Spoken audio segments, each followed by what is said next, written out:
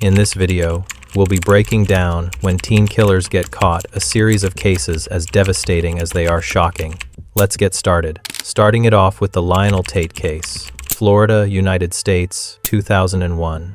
On 28 July 1999, 6-year-old Tiffany Unick was dropped off at the home of Kathleen Grossett Tate in Pembroke Park, Florida. Tiffany's mother, a close friend of Kathleen, needed someone to watch her daughter while she worked an overnight shift. Kathleen agreed to babysit. Her son, 12-year-old Lionel Tate, was home that evening. What happened over the next few hours would result in Tiffany's death and make Lionel Tate the youngest person in modern American history to be sentenced to life in prison without the possibility of parole. The case would spark national debate about juvenile justice, appropriate punishment for children, and whether a 12-year-old could truly understand the consequences of his actions. Lionel Tate was born in 1987 in Florida. He was 12 years old at the time of the incident. He lived with his mother, Kathleen Grossett Tate, who worked as a Florida Highway Patrol trooper. Kathleen was a single mother who had raised Lionel on her own. She had a career in law enforcement and was well respected in her community. Lionel was described by some who knew him as a typical boy who enjoyed wrestling and watching professional wrestling on television.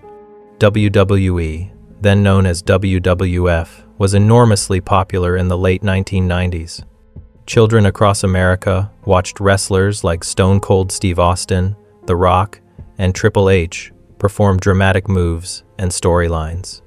Tiffany Unick was 6 years old. She lived with her mother, DeWeese Paul, in the Fort Lauderdale area.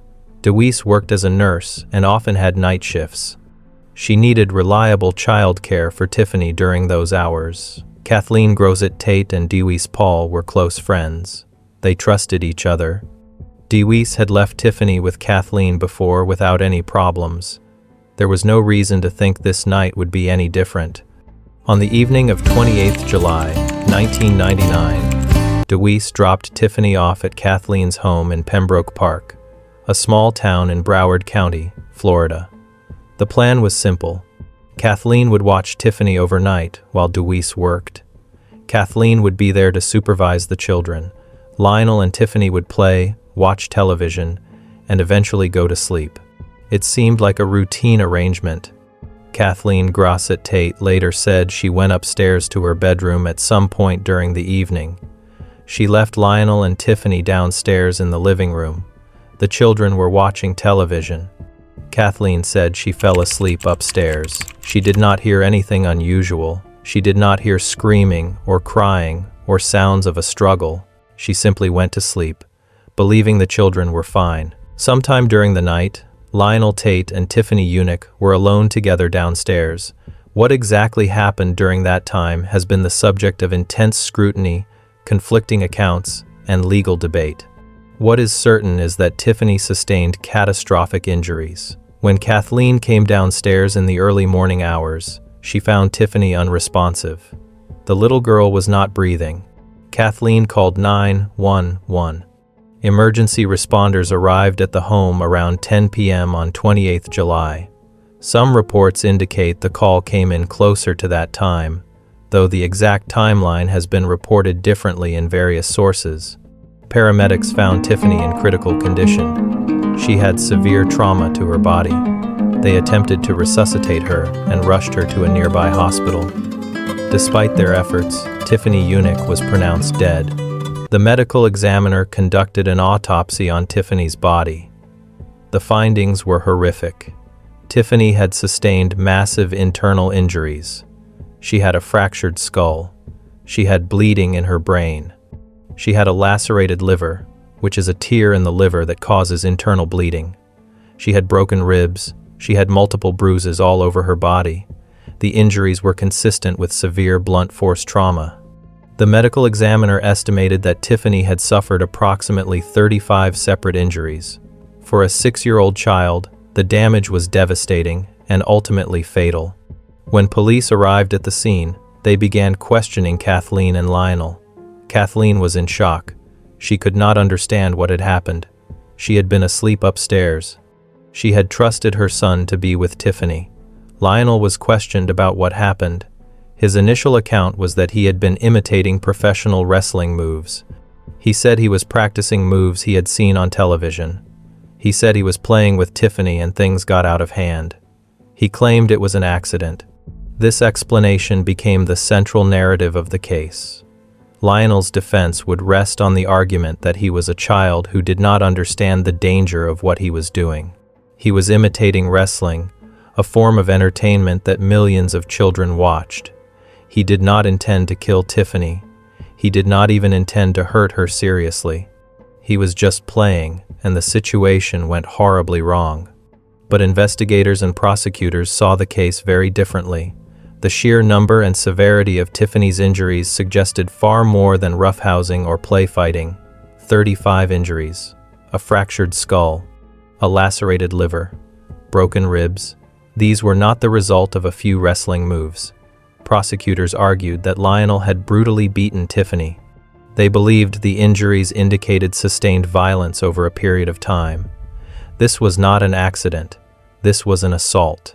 Lionel Tate was arrested and charged with first-degree murder. The decision to charge a 12-year-old with first-degree murder was controversial from the beginning. First-degree murder is the most serious homicide charge. It implies premeditation and intent to kill.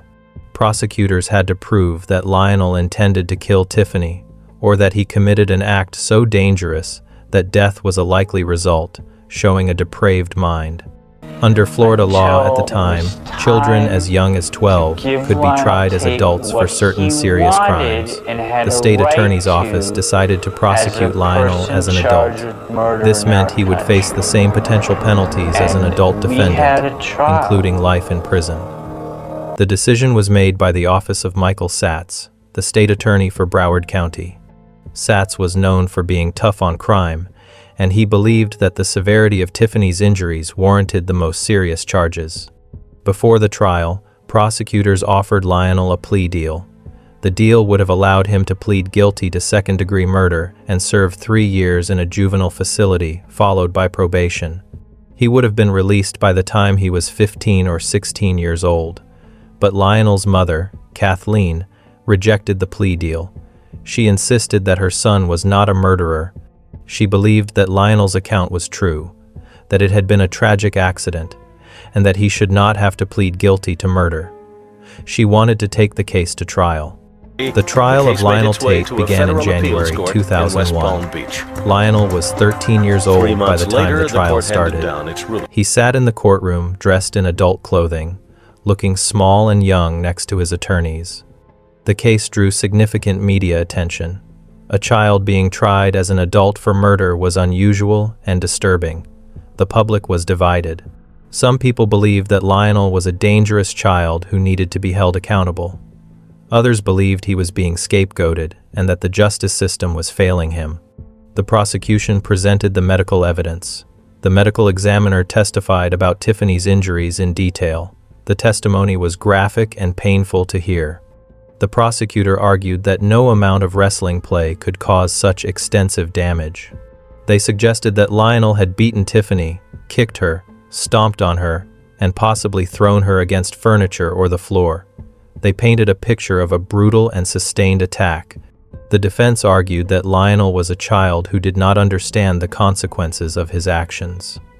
They brought in experts who testified about children's development and their ability to understand danger.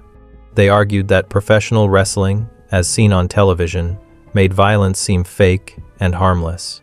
Children who watched wrestling might imitate the moves without understanding that real bodies are not like the performers they see on screen. The defense tried to show that Lionel was not a violent or malicious child, but rather a boy who made a terrible mistake. Kathleen Grossett Tate testified on behalf of her son. She was emotional and defensive. She insisted that Lionel was a good boy. She said he had never been violent before. She maintained that it was an accident, but the prosecution asked her difficult questions. Why did she leave a 12-year-old alone with a 6-year-old? Why did she not check on them? If Lionel was just playing, why did she not hear anything? Kathleen's testimony did not seem to help Lionel's case as much as the defense had hoped. Lionel himself did not testify. In criminal trials, defendants have the right not to testify, and the decision is usually made to avoid putting a defendant, especially a child, under harsh cross-examination. Lionel's attorneys decided it was too risky. He was only 13, and the prosecution would have aggressively questioned him about the injuries and his actions. The defense likely feared that Lionel would not be able to handle the pressure, or that he might say something that would hurt his case. The trial lasted about a week. On 26 January 2001, the jury began deliberations. After only 3 hours, they returned with a verdict. Lionel Tate was found guilty of first-degree murder. The courtroom was silent. Lionel showed little emotion, but his mother broke down in tears. Tiffany's family also wept, though their tears were of relief and grief, not sympathy for Lionel.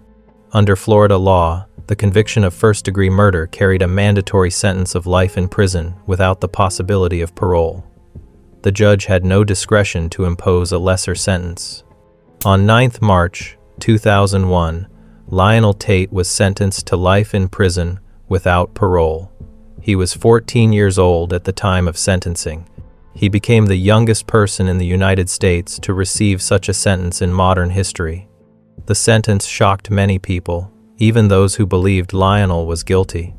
A 14-year-old spending the rest of his life in prison seemed disproportionate to some observers, especially given that Lionel had no prior criminal record and had been only 12 at the time of the crime. Advocacy groups focused on juvenile justice began to rally around the case. They argued that children are different from adults. Their brains are not fully developed. They are more impulsive and less able to foresee consequences. Sentencing a child to die in prison violated basic principles of justice and human rights. Lionel's attorneys immediately began the appeals process.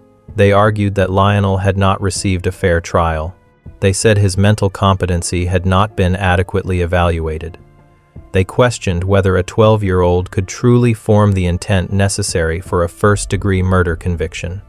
They also argued that trying him as an adult was inappropriate given his age and developmental level. In December 2003, the 4th District Court of Appeal in Florida overturned Lionel's conviction. The appellate court ruled that the trial judge had failed to conduct a proper hearing to determine whether Lionel was mentally competent to stand trial. Competency to stand trial means that a defendant understands the charges against them and can assist in their own defense. The appeals court said that because Lionel was only 12 at the time of the crime and 13 at trial, a thorough competency evaluation was essential, and that had not been done. The conviction was thrown out, and the case was sent back for further proceedings. This ruling gave Lionel a second chance. Prosecutors could have chosen to retry him, but instead, they offered another plea deal. In January 2004, Lionel Tate pleaded guilty to second-degree murder. In exchange, he was sentenced to time already served plus 10 years of probation. He was released from prison immediately. He had spent 3 years behind bars. He was 17 years old when he walked out of prison. The plea deal came with strict conditions. Lionel had to follow all the rules of probation. He could not commit any crimes. He had to check in with his probation officer regularly. He had to attend counseling. He had to stay in school or maintain employment. Violating any of these conditions could send him back to prison for the remainder of the sentence, which would have been many years. For a while, it seemed like Lionel might have a chance to rebuild his life. He was young. He had served his time. He had a second chance that few people in his situation ever get. But the story did not end there. Lionel's life after release was troubled. He struggled to adjust. He had spent his early teenage years in adult prison, an environment that is brutal and dehumanizing even for adults, let alone for a child. The experience left scars. In May 2005, just over a year after his release, Lionel was arrested again. He was accused of robbing a pizza delivery man at gunpoint in Pembroke Park, the same town where Tiffany had been killed. The robbery was captured on surveillance video. Lionel was positively identified. He was 18 years old at the time of the robbery. Because he was still on probation for the murder conviction, This new arrest was a violation of his probation. It also meant he was facing new criminal charges. In March 2006, Lionel pleaded guilty to armed robbery. Because of the probation violation, his original murder sentence was reinstated. He was sentenced to 30 years in prison. This time, there was no possibility of early release. Lionel would remain in prison for decades. The second chance he had been given was gone. The case of Lionel Tate raises many difficult questions. Should a 12-year-old be tried as an adult? Can a child that young truly understand the finality of death or the consequences of violence? Was Lionel's sentence appropriate, or was it a case of the justice system failing a child? And what about Tiffany Unick? She was 6 years old when she died. Her life was taken from her. Her family lost a daughter, a sister, a niece. They deserved justice. But what does justice look like when both the victim and the perpetrator are children? The medical evidence in the case was damning. Tiffany's injuries were severe and numerous. It is difficult to reconcile the claim that Lionel was just playing with the reality of 35 injuries, a fractured skull, and a lacerated liver. Professional wrestling, while choreographed, involves trained athletes who know how to fall and protect themselves. Even in staged wrestling, injuries happen. For a 12-year-old to inflict such damage on a 6-year-old suggests a level of violence that goes beyond imitation of television. But Lionel was also a child. His brain was not fully developed. The prefrontal cortex, which controls impulse control and decision-making, does not fully mature until a person is in their mid-20s. Children are more likely to act without thinking about consequences. They are more susceptible to peer influence and media influence. Lionel grew up watching wrestling. He may have genuinely believed he was just playing. He may not have understood how fragile Tiffany's body was or how dangerous his actions were. The role of Kathleen Grosset Tate has also been scrutinized. She was the adult in the home. She was responsible for supervising both children. She chose to leave them alone and go to sleep. Some people blame her for Tiffany's death as much as they blame Lionel. If she had been downstairs, Tiffany might still be alive. But Kathleen was never charged with any crime.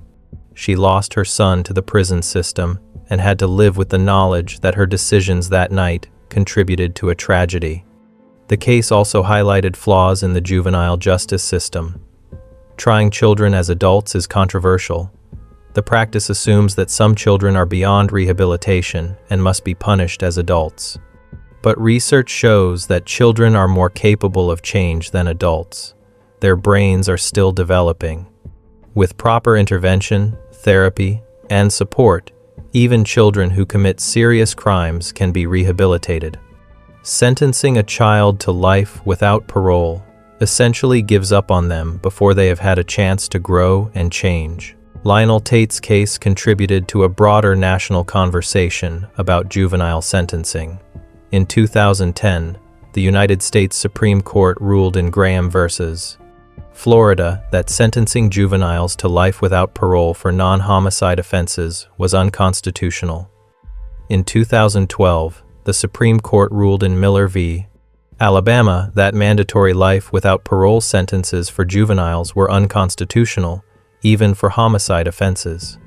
The court held that judges must consider the age and circumstances of the juvenile before imposing such a severe sentence. These rulings came too late to help Lionel in his original case, but they were influenced in part by cases like his.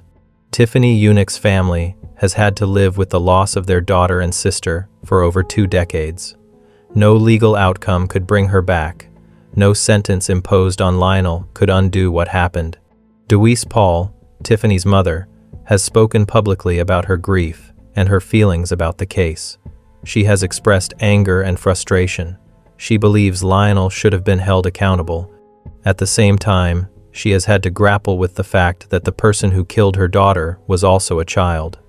The case remains one of the most controversial juvenile justice cases in American history. Lionel Tate is currently serving his 30-year sentence for the armed robbery conviction. He will not be released until he is middle-aged. His childhood, adolescence, and much of his adulthood will have been spent behind bars. Whether he can ever be rehabilitated or reintegrated into society remains to be seen. The death of Tiffany Unick is a tragedy. The prosecution of Lionel Tate is a tragedy. The failure of the adults in the room that night is a tragedy. The case is a reminder that violence, even when committed by children, has real and devastating consequences. It is also a reminder that the way society responds to juvenile crime must balance accountability with compassion, punishment with the possibility of redemption, and justice for victims with fairness for defendants. Lionel Tate's life will forever be defined by what happened on 28 July, 1999. Tiffany Unick's life ended that night. 2 families were destroyed. And the case continues to prompt debate about how the legal system should treat children who commit terrible acts. There are no easy answers. There is only the reality of what happened and the long shadow it continues to cast. Before we move on, make sure to subscribe if you're enjoying this breakdown. Next up is the Joshua Phillips case, Jacksonville, Florida, United States, 1998. On 14th November 1998, 8-year-old Maddie Clifton disappeared from her neighborhood in Jacksonville, Florida. She was last seen playing outside near her home on a quiet Saturday afternoon. Her disappearance triggered a massive search effort involving hundreds of volunteers, police officers, and search dogs. Flyers with Maddie's picture were distributed throughout the city. The community rallied together, hoping to find the little girl alive. 7 days later, Maddie's body was discovered in the most unexpected and horrifying location. She had been hidden under a waterbed in the room of 14-year-old Joshua Phillips, a neighbor boy who lived just 2 houses away. Joshua was arrested and charged with murder, and the case would shock the nation. Joshua Earl Patrick Phillips was born on March 10, 1984, in Allentown, Pennsylvania. His family moved to Jacksonville, Florida, when he was young. Joshua lived with his parents, Steve and Melissa Phillips, and his younger brother in a modest home in the Lakewood neighborhood on Jacksonville's south side. The neighborhood was working class, with small single-family homes and families who had lived there for years. It was the kind of place where children played outside, neighbors knew each other, and parents felt their kids were safe. Joshua was 14 years old in November 1998. He was in 8th grade at Lakeshore Middle School. Teachers and classmates described him as quiet and polite. He was not a troublemaker. He made decent grades. He played baseball and seemed like a typical teenage boy. He had friends in the neighborhood, though he was not particularly outgoing. Some people who knew him said he seemed shy or withdrawn, but nothing about his behavior raised serious concerns. He appeared to be a normal kid, living a normal life. Maddie Clifton was 8 years old. Her full name was Madeline Ray Clifton. She lived with her parents, Steve and Sheila Clifton, and her siblings just 2 doors down from the Phillips family. Maddie was a bright, energetic child. She loved to play outside. She rode her bike around the neighborhood. She played with other kids on the street. She was friendly and outgoing, the kind of child who made friends easily. Her family adored her. She was in 3rd grade and doing well in school. She had her whole life ahead of her. On the afternoon of November 14, 1998, Maddie was playing outside near her home. It was a Saturday. The weather was nice. Maddie was riding her bike and playing with a football in the front yard. Her mother, Sheila, was inside the house. She checked on Maddie periodically, as parents do. Around 4 p.m., Sheila looked outside and did not see Maddie. She called for her. There was no answer. She went outside to look for her. Maddie was not in the yard. She was not on the street. Her bike was there, but Maddie was gone. Sheila began asking neighbors if they had seen Maddie. No one had. She walked up and down the street, calling Maddie's name. She checked with other children who had been playing outside. They said Maddie had been there, but they did not know where she went. Sheila's concern quickly turned to panic. Maddie would not just wander off without telling anyone. She was a good kid who followed rules. Something was wrong. By early evening, Sheila and Steve Clifton called the police. The Jacksonville Sheriff's Office responded immediately. Missing child cases are always treated as urgent. Officers arrived and began canvassing the neighborhood. They knocked on doors, they asked questions, they searched yards, garages, and sheds. Search dogs were brought in to track Maddie's scent. The dogs followed a trail, but eventually lost it. There was no clear indication of where Maddie had gone. As night fell, the search intensified. Volunteers from the community joined the effort. Hundreds of people spread out across the neighborhood and surrounding areas. They searched parks, wooded areas, drainage ditches, and empty lots.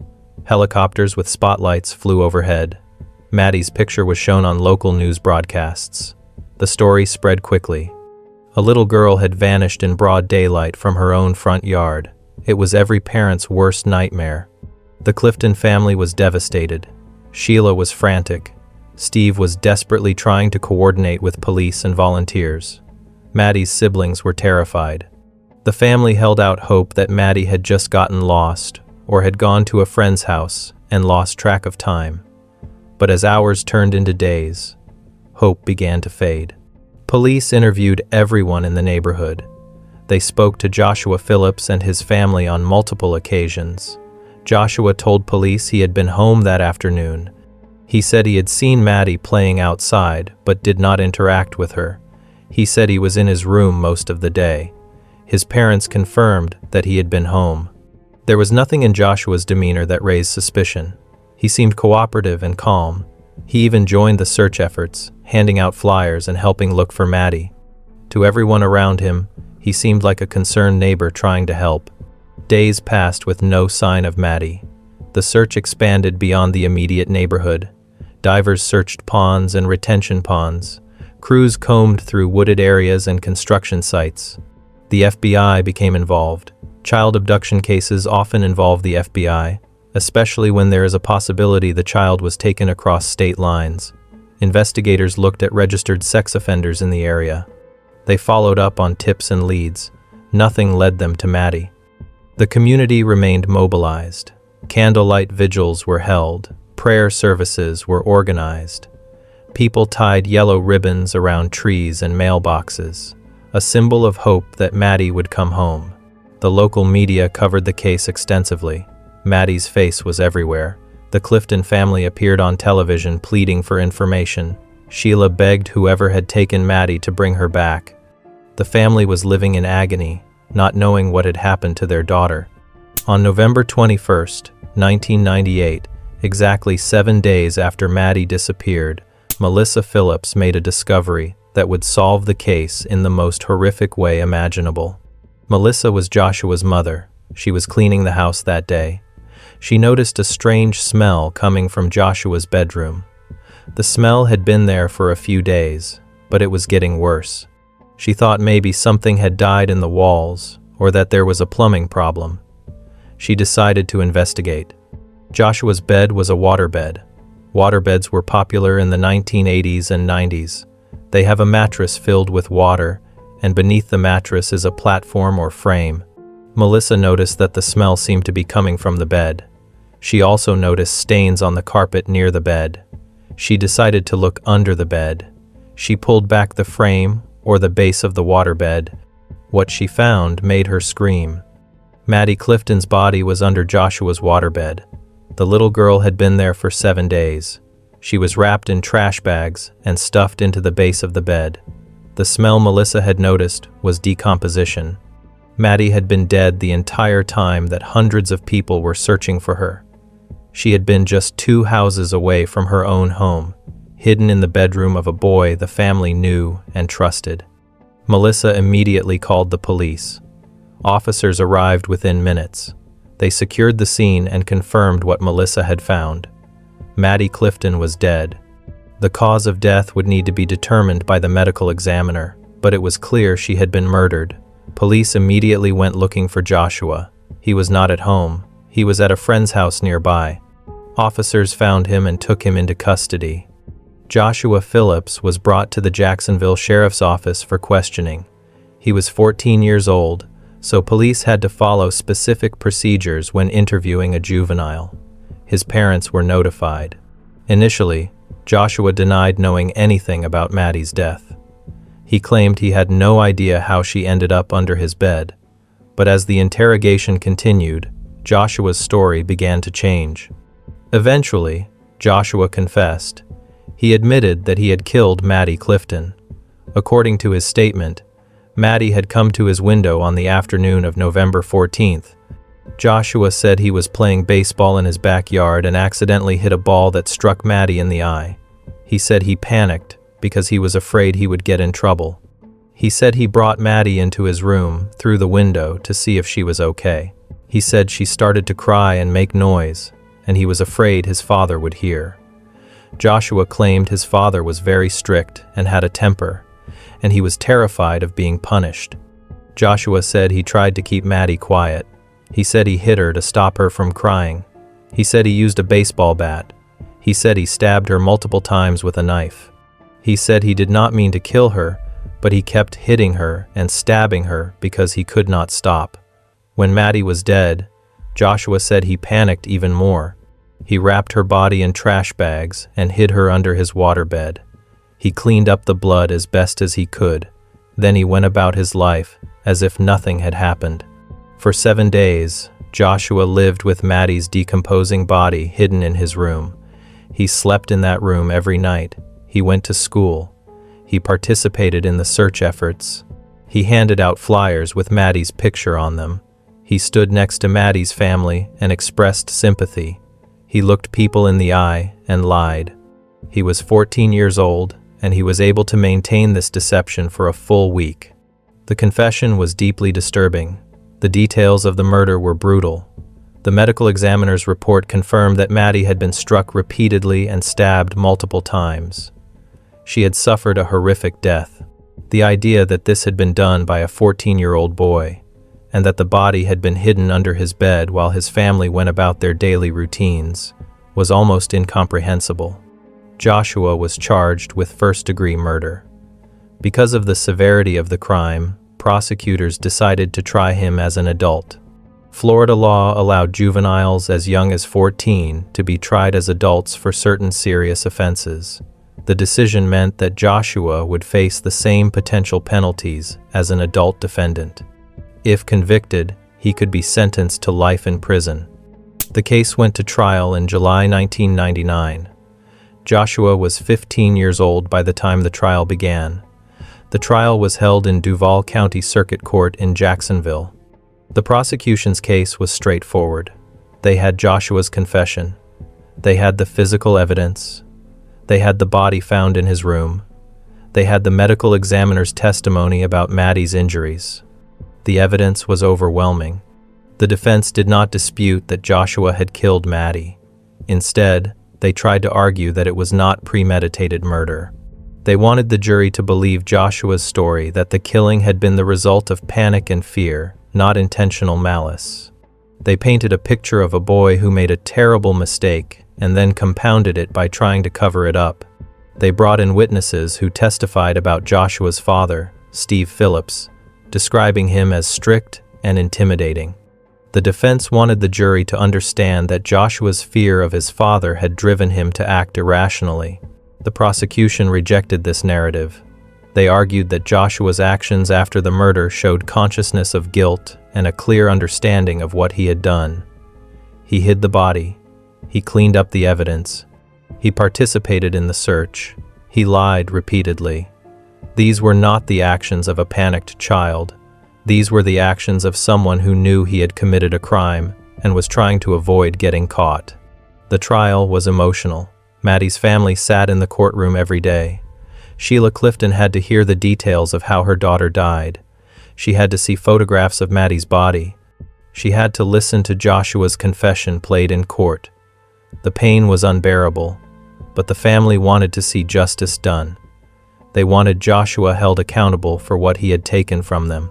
The jury deliberated for several hours. On July 6, 1999, they returned with a verdict. Joshua Phillips was found guilty of first-degree murder. The courtroom was silent as the verdict was read. Joshua showed little emotion. His parents were devastated. Maddie's family felt a sense of relief. but it was bittersweet. The verdict did not bring Maddie back. Sentencing came later. Under Florida law, first-degree murder carried a mandatory sentence of life in prison. Because Joshua was a juvenile, the judge had some discretion, but the options were limited. On September 9, 1999, Joshua Phillips was sentenced to life in prison without the possibility of parole. He was 15 years old. He would spend the rest of his life behind bars. The sentence was controversial. Advocacy groups for juvenile justice argued that sentencing a 15-year-old to die in prison was inhumane. They pointed out that Joshua had no prior criminal record. They argued that children are capable of change and rehabilitation. They said the justice system should focus on helping young offenders become productive members of society, not locking them away forever. But others, including Maddie's family, believed the sentence was appropriate. Joshua had taken an innocent child's life in a brutal way. He had hidden her body and lied for a week. He deserved the harshest punishment available. Joshua Phillips was sent to an adult prison. He spent his teenage years and early 20s incarcerated with adult offenders. Life in prison is difficult for anyone, but it is especially hard for young inmates. They are vulnerable to violence and exploitation. They have to grow up in an environment that is harsh and unforgiving.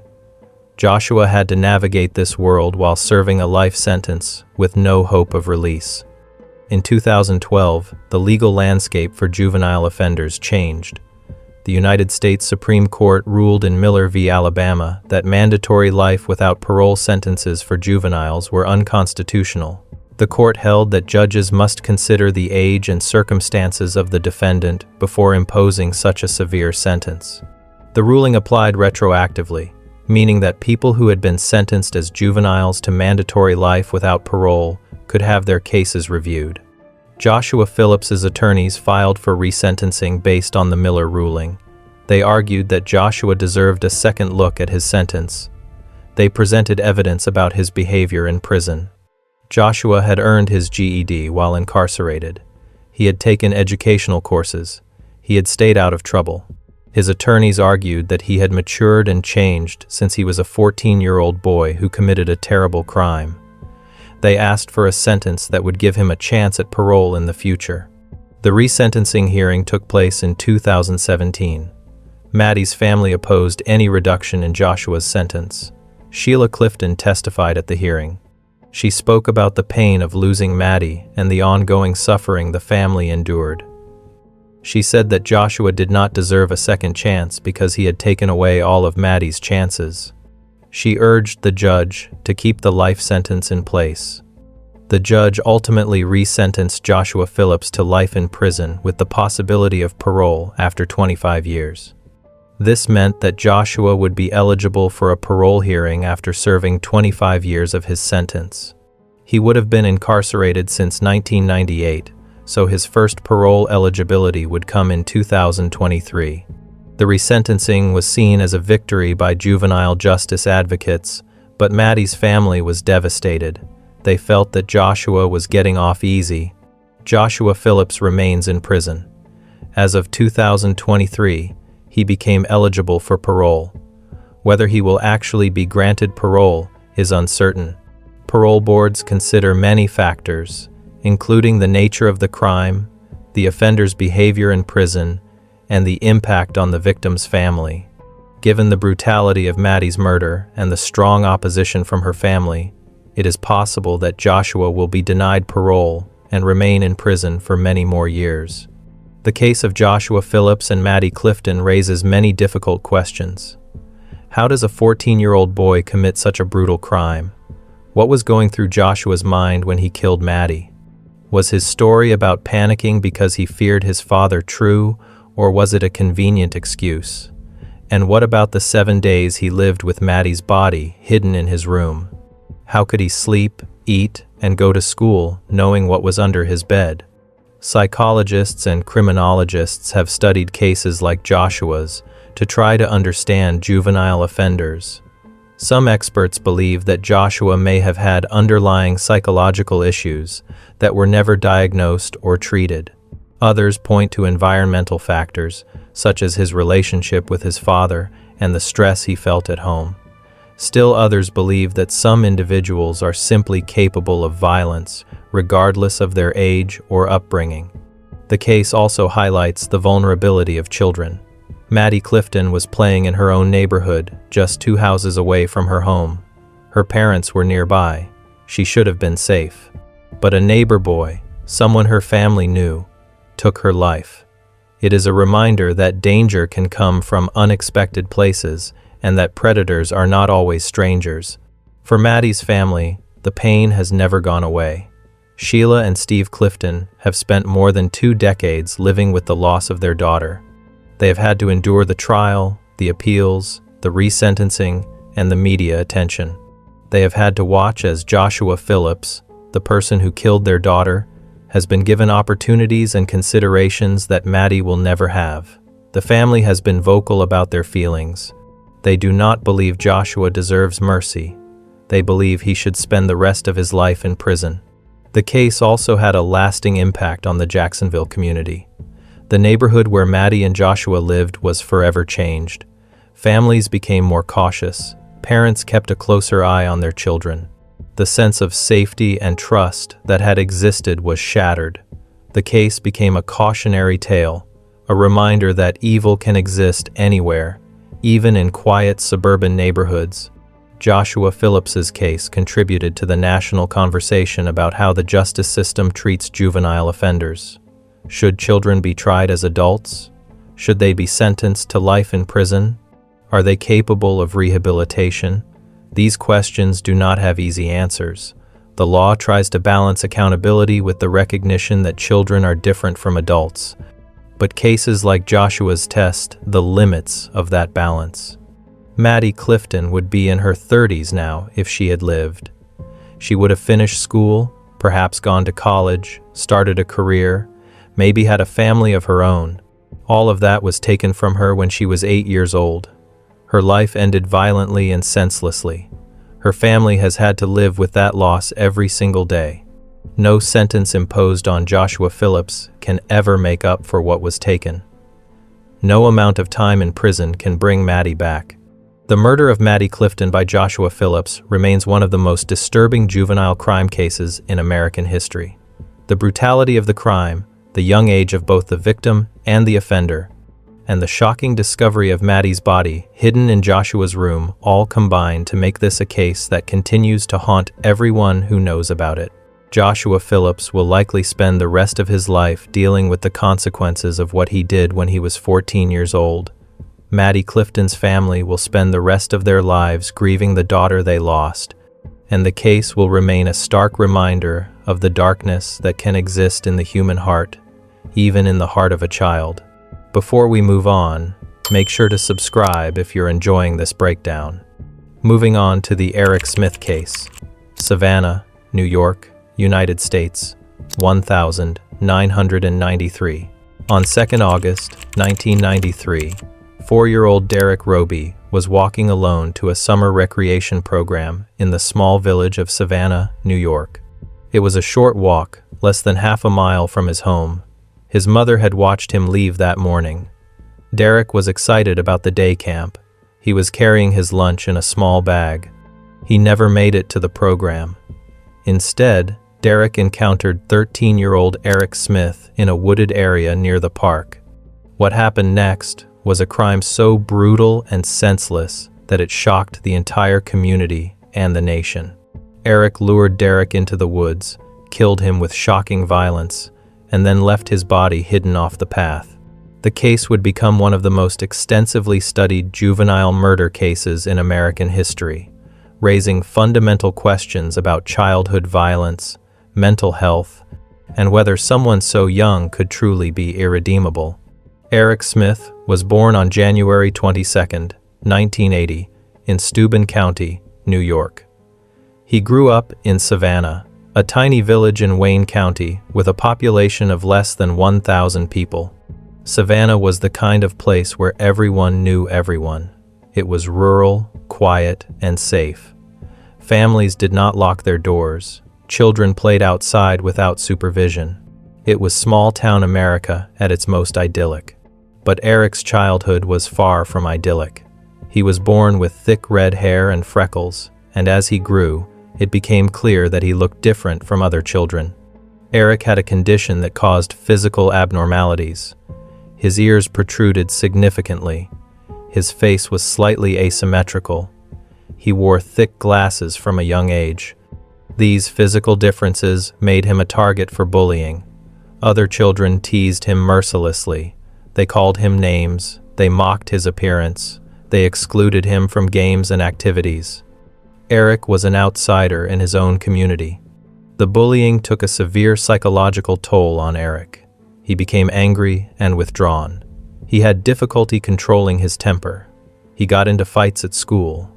Teachers and counselors noted his behavioral problems, but in a small, rural school system, resources for mental health intervention were limited.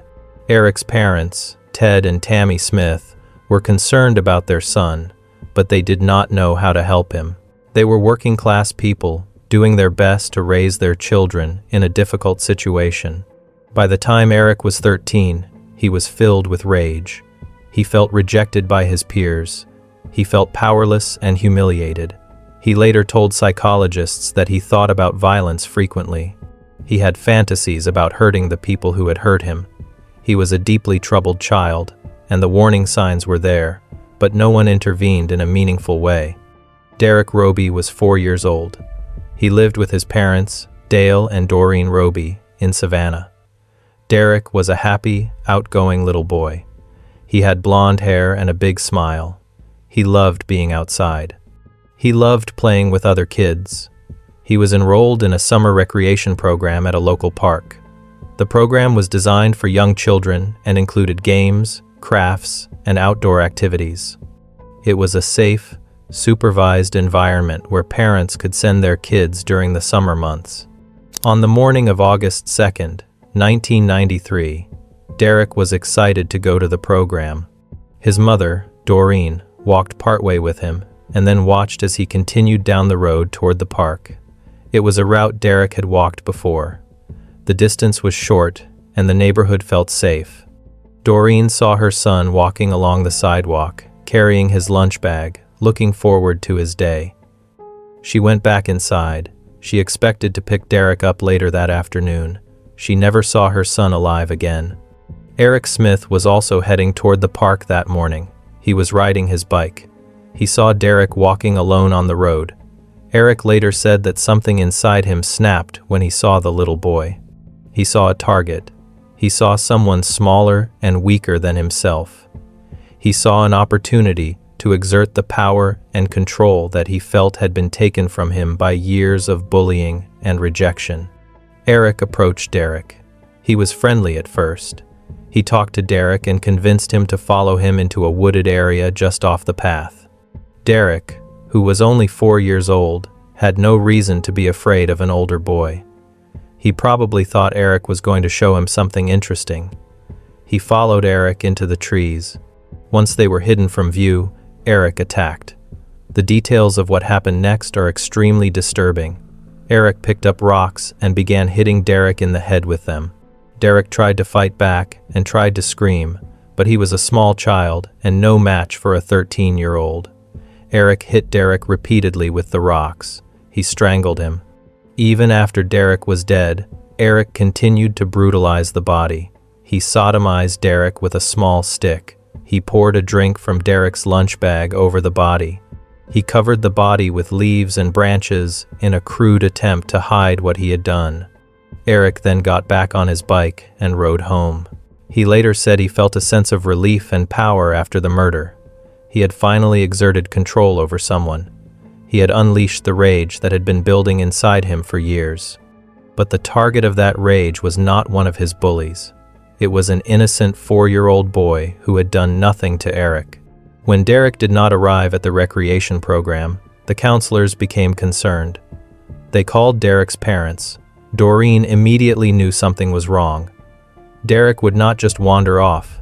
She and her husband Dale went looking for him. They drove the route he would have walked. They called his name. They asked neighbors if they had seen him. No one had. By early afternoon, the police were notified. The Savannah Police Department and the Wayne County Sheriff's Office began a search. Volunteers from the community joined in. Search parties spread out across the village. They checked yards, fields, and wooded areas. They searched near the park and along the route Derek would have taken. Around 4 p.m. that afternoon, a search party found Derek's body. He was in a wooded area just off the path he had been walking. He was partially hidden under leaves and branches. The scene was horrific. It was immediately clear that Derek had been murdered. The level of violence was shocking. The investigators who arrived at the scene were experienced law enforcement officers, but even they were shaken by what they saw. The medical examiner determined that Derek had died from blunt force trauma to the head. He had been struck multiple times with rocks. He had been strangled. The additional acts of violence committed on his body after death indicated rage and a disturbing level of depravity. The murder had not been quick or merciful. Derek had suffered. Police began interviewing everyone in the area. In a village as small as Savannah, the list of potential suspects was limited. Investigators knew that most murders of children are committed by someone the child knows. They looked at family members first, but the Roby family was quickly ruled out. They had alibis, and there was no evidence of any family dysfunction or motive. Attention turned to other people in the community. Police began asking who had been in the area that morning, who had seen Derek walking to the park, who had been near the wooded area where his body was found. Several witnesses mentioned seeing a red-haired boy on a bicycle near the area around the time Derek disappeared. The description matched Eric Smith. Police went to the Smith home to interview Eric. Eric was nervous, but agreed to talk to them. At first, he denied seeing Derek that morning. He said he had been riding his bike around the village, but had not gone near the park. But as the interview continued, Eric's story began to change. He admitted that he had seen Derek. He said he had talked to him briefly. Then, after more questioning, Eric broke down and confessed. He admitted that he had lured Derek into the woods and killed him. The confession was detailed and chilling. Eric described what he had done without showing much emotion. He said he did not know why he had done it. He said he had been angry, but he could not explain why he had taken that anger out on Derek. He said he felt bad about it, but his remorse seemed shallow and unconvincing to the investigators. Eric Smith was arrested and charged with second-degree murder. Because he was 13 years old, there were immediate questions about how he would be prosecuted. New York law allowed juveniles as young as 13 to be tried as adults for certain serious crimes. Prosecutors decided that the severity of the crime and the level of violence warranted adult prosecution. Eric would face trial in adult court. The arrest sent shockwaves through Savannah. People could not believe that one of their own children had committed such a brutal murder. Parents who had known Eric were horrified. Many of them had seen Eric around the village. Some had even felt sorry for him because of the bullying he endured. Now they were terrified that he had been capable of such violence. The case went to trial in the summer of 1994. Eric was 14 years old by the time the trial began. The prosecution's case was straightforward. They had Eric's confession. They had the physical evidence from the crime scene. They had witnesses who placed Eric near the location where Derek was last seen. The evidence was overwhelming. The defense did not dispute that Eric had killed Derek. Instead, they focused on Eric's mental state.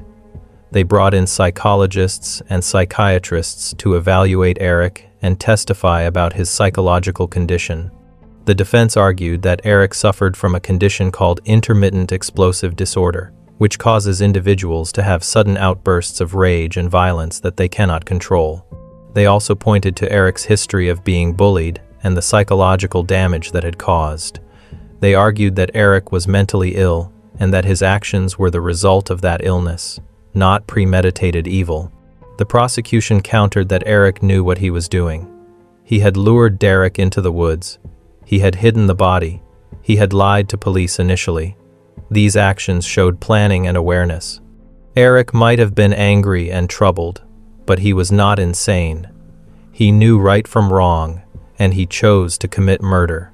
The trial was emotionally devastating for the Roby family. Doreen and Dale had to sit in the courtroom and hear every detail of what had been done to their son. They had to see photographs of Derek's body. They had to listen to Eric's confession. The pain was unimaginable, but they attended every day of the trial. They wanted to see justice for Derek. The jury deliberated for several days. On August 16, 1994, they returned with a verdict. Eric Smith was found guilty of second-degree murder. The courtroom was silent as the verdict was read. Eric showed little reaction. His parents were devastated. The Roby family felt a sense of relief, but it was hollow. The verdict did not bring Derek back. Sentencing took place a few weeks later. Under New York law, Eric faced a minimum of 9 years to life in prison. The judge sentenced him to the maximum, 9 years to life. This meant that Eric would serve at least 9 years before becoming eligible for parole. He was 14 years old. He would spend his teenage years and early 20s in prison. Eric was sent to a juvenile detention facility initially, and then transferred to adult prison when he turned 21. Life in prison was difficult, but Eric adapted. He earned his GED. He took college courses. He participated in therapy and counseling programs. He said he wanted to understand why he had killed Derek and to become a better person. In 2002, after serving 9 years, Eric became eligible for parole. He appeared before the parole board for the first time. The Roby family attended the hearing and spoke against his release. Doreen gave a victim impact statement describing the ongoing pain of losing Derek and the horror of knowing how he died. The parole board denied Eric's release. They said he still posed a threat to public safety. Eric appeared before the parole board again in 2004. Again, the Roby family opposed his release. Again, he was denied. This pattern repeated every 2 years. Eric would apply for parole, the Roby family would speak against it, and the board would deny him. The hearings became a ritual of pain for the Roby family. Every 2 years, they had to relive the worst day of their lives. Over the years, Eric's demeanor in the parole hearings changed. In the early hearings, he seemed detached and unemotional. He gave answers that sounded rehearsed. But as time went on, Eric appeared to show more genuine remorse. He talked about the therapy he had undergone. He talked about understanding his anger and learning to control it. He expressed sorrow for what he had done to Derek and to the Roby family. In 2014, Eric gave an interview from prison. He spoke about the murder in detail for the first time publicly. He said that he had been filled with rage on the morning he killed Derek. He said he had been thinking about his bullies and how powerless he felt. When he saw Derek, he saw an opportunity to feel powerful. He said he knew it was wrong, but he did it anyway. He said he had spent every day since then regretting what he did. He said he would do anything to take it back, but he knew he could not. The interview was controversial. Some people believed Eric was genuinely remorseful. Others believed he was simply saying what he thought people wanted to hear in order to improve his chances of parole. The Roby family remained adamant that Eric should never be released. Eric continued to appear before the parole board every 2 years. In 2018, he was denied again. In 2020, he was denied again. Each time, the board cited concerns about his risk to public safety and the severity of the original crime. Each time, the Roby family breathed a sigh of relief. Then, in 2022, something changed. Eric appeared before the parole board for the 11th time. He had now served 28 years in prison. He was 42 years old. He had spent more than 2/3 of his life incarcerated. During the hearing, Eric spoke about his remorse and his rehabilitation. He presented evidence of his behavior in prison, his educational achievements, and his participation in therapy. He talked about his plans if released, including where he would live and work. The Roby family again spoke against his release. Doreen, now in her 70s, gave another victim impact statement.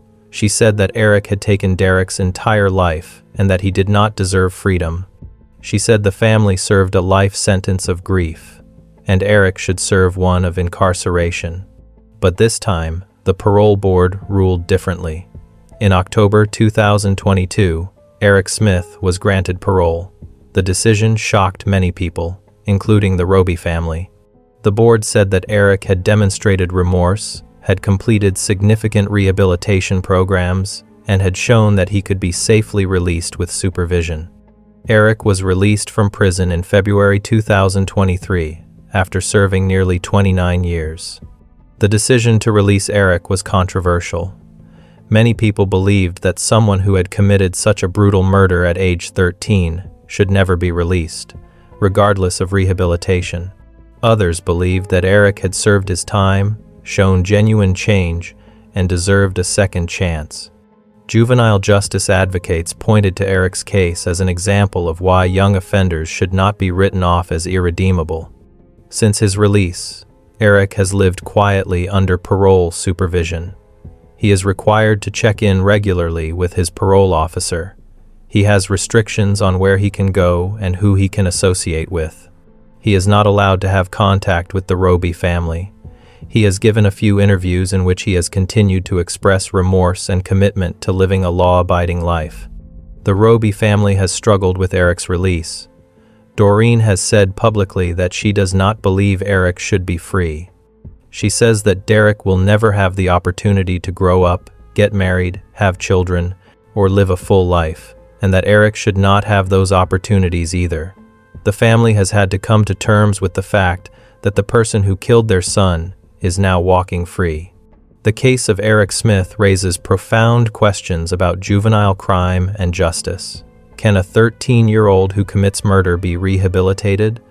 Is it appropriate to incarcerate a child for life? Or should there always be a possibility of redemption? How do we balance justice for victims with the potential for offender rehabilitation? These questions have no easy answers. Eric's case was extensively studied by psychologists and criminologists. Experts examined his background, his mental health, and the factors that led to the murder. Some concluded that Eric's history of bullying and his psychological issues created a perfect storm that resulted in violence.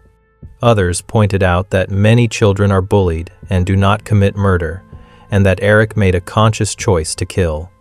The murder also highlighted the importance of addressing bullying and mental health issues in children. Eric was a child in obvious distress, but he did not receive the help he needed. His anger and behavioral problems were noted but not adequately addressed. If he had received proper psychological intervention, could the murder have been prevented? It is impossible to know, but the case suggests that early intervention in childhood behavioral and mental health issues is critically important. For Derek Roby's family, the pain has never gone away. Derek would be in his mid-30s now if he had lived. He would have had a lifetime of experiences and opportunities. All of that was taken from him when he was 4 years old. His parents have had to carry that loss for 3 decades. They have had to relive it at every parole hearing, every anniversary, every birthday Derek never had. The case remains one of the most disturbing and extensively discussed juvenile murder cases in American history. The brutality of the crime, the young ages of both the victim and the offender, and the questions it raises about justice and rehabilitation ensure that the case will continue to be studied and debated. Eric Smith is now free, living under supervision, trying to build a life after nearly 3 decades in prison. Derek Roby is gone, forever 4 years old, his life reduced to a gravestone and the memories of those who loved him. And the question of whether justice has truly been served remains one that people will continue to argue about for years to come. Before we move on, make sure to subscribe if you're enjoying this breakdown. Next, the Alyssa Bustamante case, Missouri, 2009. On 21st October 2009, 9-year-old Elizabeth Olton disappeared while walking home from a friend's house in St. Martins, Missouri. She lived just 4 houses down from where she had been playing. The walk should have taken less than 5 minutes. Her family became worried almost immediately when she didn't arrive home. By nightfall, search parties were scouring the small community, calling her name through the streets and wooded areas. The next day, Police made an arrest that shocked everyone who knew the family. Elizabeth's body had been found in a shallow grave in the woods.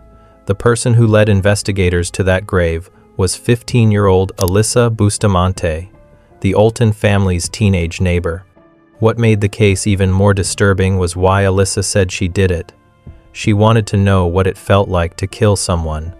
Street Martins is an unincorporated community in Cole County, Missouri, near the state capital of Jefferson City.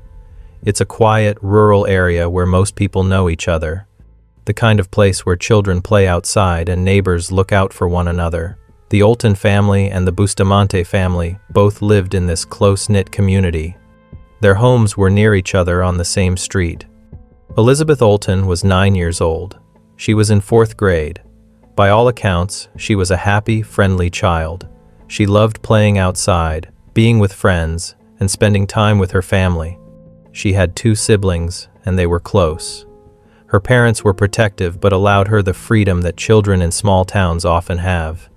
Elizabeth was the kind of girl who would wave to neighbors and smile at everyone she met. Alyssa Bustamante was 15 years old in October 2009. She was a sophomore at Jefferson City High School. To people who knew her casually, she seemed like a typical teenager. She was into alternative fashion and music. She had long hair that she sometimes dyed. She wore dark clothing and heavy eyeliner. She was active on social media, particularly MySpace, which was popular at the time. She posted photos, wrote blog entries, and stayed connected with friends online. But there were signs that Alyssa was struggling. She had a difficult childhood. Her father, Cesar Bustamante, had a criminal history and was in prison. Her mother, Michelle Bustamante, struggled with substance abuse and mental health issues. Because of their parents' problems, Alyssa and her younger siblings were not raised by their mother and father. They lived with their maternal grandmother, Karen Brooke, and Karen's husband. Karen had custody of the children and was doing her best to provide them with stability. Despite her grandmother's efforts, Alyssa had behavioral and emotional problems. She had been diagnosed with depression. She had a history of self-harm, cutting herself on her arms and wrists. She had been hospitalized before for mental health treatment. She was on medication for depression. Friends and classmates later said that Alyssa sometimes talked about dark subjects. She was fascinated with death and violence. Some of her social media posts reflected these interests, though at the time, many people dismissed it as typical teenage angst or goth subculture expression. Alyssa kept a diary. In it, she wrote about her thoughts and feelings. Some of the entries were typical teenage musings about school, friends, and boys, but other entries were darker. She wrote about being unhappy, about hating her life, about wanting to hurt herself. And in the days leading up to 21st October, she wrote about wanting to kill someone. She described digging 2 graves in the woods behind her house. She wrote about her plan. She even specified that she wanted to kill someone young, someone who would be easy to overpower. On 21st October 2009, Elizabeth Olton was playing at a friend's house after school. The friend lived just 4 houses away from Elizabeth's home. It was still light outside when Elizabeth decided to head home. Her mother, Patty Price, expected her to be home within minutes, but Elizabeth never arrived. Patty immediately became worried. She went outside to look for her daughter, calling her name. She walked the short route between the 2 houses. There was no sign of Elizabeth. Patty called police right away. She knew something was wrong. Elizabeth would not just wander off. She was a responsible child who always came home when she was supposed to. Local police responded quickly. They began a search of the area. Neighbors joined in. People walked through yards, wooded areas, and along the road, looking for any sign of the little girl. As darkness fell, the search intensified. Flashlights swept through the trees. Volunteers called Elizabeth's name over and over. The FBI was called in to assist. When a child goes missing, especially in a small community, law enforcement pulls out all the stops. Search dogs were brought in. Helicopters flew over the area. Police went door to door, asking residents if they had seen Elizabeth or noticed anything unusual. The community was gripped with fear. Parents kept their own children inside. Everyone hoped that Elizabeth had simply gotten lost or was hiding somewhere, scared and waiting to be found. Alyssa Bustamante was one of the neighbors who joined the search. She walked around with others, pretending to look for Elizabeth. She spoke to police. She expressed concern. She acted like everyone else who was worried about the missing girl. But Alyssa knew exactly where Elizabeth was. She had killed her hours earlier. Police questioned people in the neighborhood. They asked if anyone had seen Elizabeth or knew anything that might help. Alyssa was interviewed because she lived nearby. During that initial conversation, something seemed off to investigators. Alyssa appeared nervous. Her answers were evasive. Police decided to bring her in for further questioning. At the police station, Alyssa was interviewed more intensively. At first, she denied knowing anything about Elizabeth's disappearance, but as the interview went on, her story began to fall apart. Investigators pressed her. They told her they knew she was hiding something. Finally, Alyssa broke down. She admitted that she had killed Elizabeth. She told police where to find the body. Alyssa led investigators to a wooded area behind her grandmother's house. It was not far from where both families lived. There, in a shallow grave covered with leaves and dirt, police found Elizabeth Olten's body. She had been strangled, stabbed, and cut. The violence inflicted on the 9-year-old was brutal. The grave had been dug days earlier. Alyssa had planned this. She had prepared the grave, waited for an opportunity, and then acted. According to what police pieced together, Alyssa had lured Elizabeth into the woods on the evening of 21st October. Elizabeth knew Alyssa. She was a neighbor, an older girl who lived nearby. Elizabeth would have had no reason to be afraid of her. Alyssa likely told Elizabeth she wanted to show her something in the woods, or maybe asked her to come along for some innocent reason. Once they were in the woods, away from houses and people, Alyssa attacked. She strangled Elizabeth first. Then she stabbed her multiple times. She also cut the little girl's throat and wrists. The attack was frenzied and vicious. After Elizabeth was dead, Alyssa dragged her body to the grave she had dug and covered it with dirt and leaves. Then she went home, cleaned herself up, and joined the search party, acting as if she had no idea what had happened.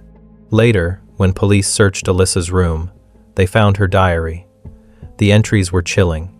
She had written about digging the graves. She had written about her plan to kill someone. And after she murdered Elizabeth, she wrote an entry describing what she had done. She wrote about how it felt to kill someone. She described the experience in detail. She wrote that it was amazing, that it was an incredible rush. She used the word amazing, a stylized spelling that reflected her casual, almost excited tone. She wrote about the sounds Elizabeth made, about the blood, about how she felt powerful and in control. The diary entry made it clear that this was not a spur-of-the-moment act. This was not an accident or a fight that got out of hand. Alyssa had planned to kill someone. She had thought about it, prepared for it, and then carried it out. Elizabeth Olten was simply the victim who happened to be available and vulnerable at the right time. Alyssa Bustamante was arrested and charged with first-degree murder and armed criminal action. Because she was 15 years old, there were immediate questions about how she would be prosecuted. In Missouri, juveniles can be certified to stand trial as adults for serious crimes like murder. Prosecutors made it clear that they would seek to have Alyssa tried as an adult. The case attracted national media attention. A teenage girl who murdered a child just to see what it felt like was a story that horrified people across the country. Alyssa's defense attorneys argued that she was a troubled child who had not received adequate mental health treatment. They pointed to her history of depression, self-harm, and psychiatric hospitalization. They argued that she was on medication that may not have been working properly. They suggested that she did not fully understand the consequences of her actions, that her mental illness had impaired her judgment. The defense wanted the case to remain in juvenile court, where Alyssa would face less severe consequences and would be released when she turned 21. Prosecutors rejected that argument. They pointed to the diary entries, the premeditation, the planning, and the brutality of the crime. They argued that Alyssa knew exactly what she was doing. She had dug the graves in advance. She had written about her plan. She had lured Elizabeth into the woods. She had killed her in a deliberate and violent manner. And afterward, she had tried to cover it up and acted innocent. That level of planning and deception, prosecutors said, showed that Alyssa understood right from wrong and knew her actions were criminal. The case moved slowly through the court system. Alyssa was held in juvenile detention while awaiting trial. Her family, particularly her grandmother, was devastated. Karen Brooke had tried to provide a stable home for Alyssa and her siblings. She could not understand how Alyssa could have done something so horrible. The Olton family was shattered. They had lost their daughter in the most horrific way imaginable. Patty Price spoke publicly about her grief and anger. She said she could not comprehend how someone could hurt a child, especially a neighbor, someone Elizabeth trusted. The case went on for more than a year. There were hearings, motions, psychological evaluations. Alyssa underwent extensive psychiatric testing. Experts examined her mental health history, her behavior, her writings, everything. Some experts testified that she had serious mental health issues that affected her ability to control her impulses. Others testified that she was capable of understanding her actions and distinguishing right from wrong. In January 2012, more than 2 years after Elizabeth's murder, Alyssa Bustamante pleaded guilty. She had originally been charged with first-degree murder, but as part of a plea agreement, she pleaded guilty to second-degree murder and armed criminal action. The plea deal avoided a trial, which would have been emotionally devastating for the Olton family and would have brought even more media attention to the case. At the sentencing hearing in February 2012, the Olton family was given the opportunity to speak. Patty Price gave a victim impact statement.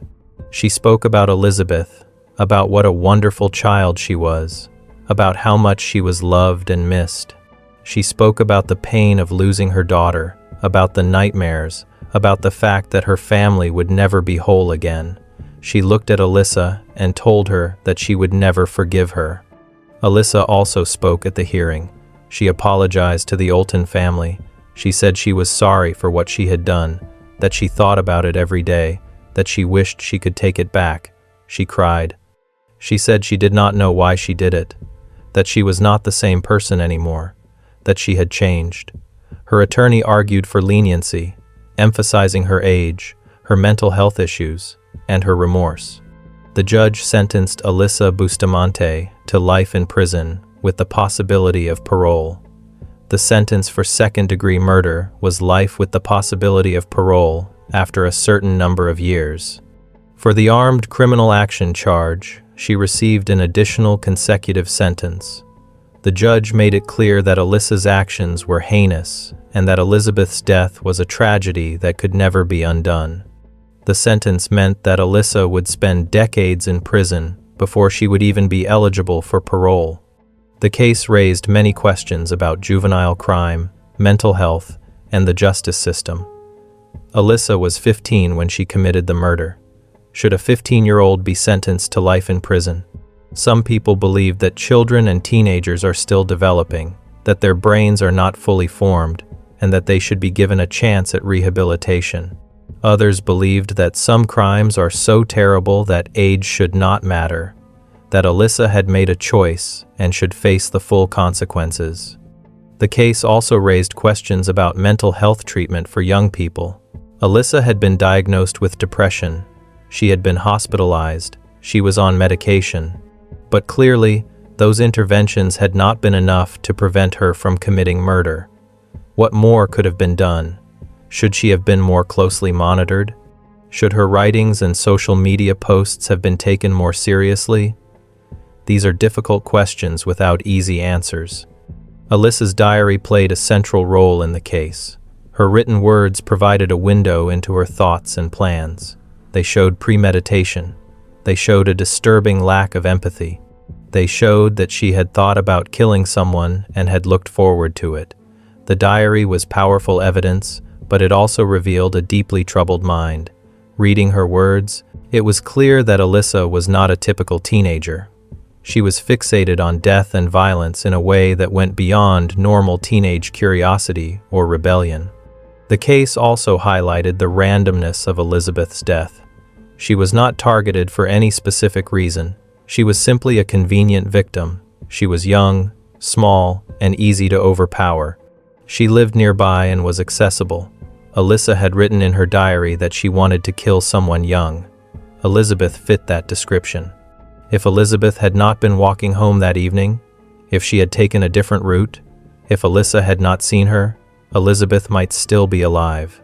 But she did walk home, and Alyssa did see her, and the result was tragedy. The community of Street Martins was forever changed by Elizabeth's murder. People who had felt safe in their small town suddenly felt vulnerable. Parents became more protective of their children. Neighbors looked at each other with suspicion. The idea that a teenage girl from their own community could murder a child was almost impossible to accept. But it had happened, and it served as a reminder that danger can come from unexpected places. Elizabeth Olten's family tried to move forward, but the loss of their daughter left a wound that would never fully heal. Patty Price became an advocate for victims' rights. She spoke publicly about the case and about the need for justice for victims of violent crime. She wanted people to remember Elizabeth, not just as a victim, but as a little girl who loved life and brought joy to everyone who knew her. Alyssa Bustamante is currently serving her sentence in the Missouri Department of Corrections. She is housed in the Chillicothe Correctional Center, a women's prison in Missouri. She will not be eligible for parole until she has served a significant portion of her sentence. If she is ever granted parole, it will be decades from now. She will be middle-aged by the time she has a chance at freedom. Whether she will ever be released is uncertain. Parole boards consider many factors, including the nature of the crime, the inmate's behavior in prison, and the likelihood of reoffending. Given the brutality of Elizabeth's murder and the premeditation involved, it is possible that Alyssa will spend the rest of her life in prison. The case has been the subject of numerous television documentaries, true crime shows, and articles. It has been featured on programs that explore the psychology of young killers and the factors that lead teenagers to commit violent crimes. Experts have analyzed Alyssa's background, her mental health, her writings, and her behavior, trying to understand what caused her to kill. Some have pointed to her unstable childhood, her absent parents, her depression, and her self-harm as contributing factors. Others have noted that many teenagers face similar challenges and do not commit murder, suggesting that there was something uniquely disturbed about Alyssa. The diary entry in which Alyssa described the murder as amazing has become one of the most infamous pieces of evidence in the case. It shows a complete lack of remorse or empathy at the time she wrote it. It shows that she enjoyed what she had done, that she felt exhilarated by it. That entry, more than anything else, convinced many people that Alyssa was dangerous and deserved a severe punishment. It made it difficult for anyone to feel sympathy for her, despite her age and mental health issues. Elizabeth Olten would have been in her mid-20s now. She would have graduated from high school, maybe gone to college, maybe started a career or a family. She would have had a life full of possibilities. But all of that was taken from her on 21st October 2009. She died scared and in pain at the hands of someone she trusted. Her family will never stop missing her. Her friends will never forget her. And her community will always remember the tragedy that took place in the woods behind a neighbor's house. The murder of Elizabeth Olten by Alyssa Bustamante is a case that continues to disturb and fascinate people. It raises questions about evil, about mental illness, about childhood, and about justice.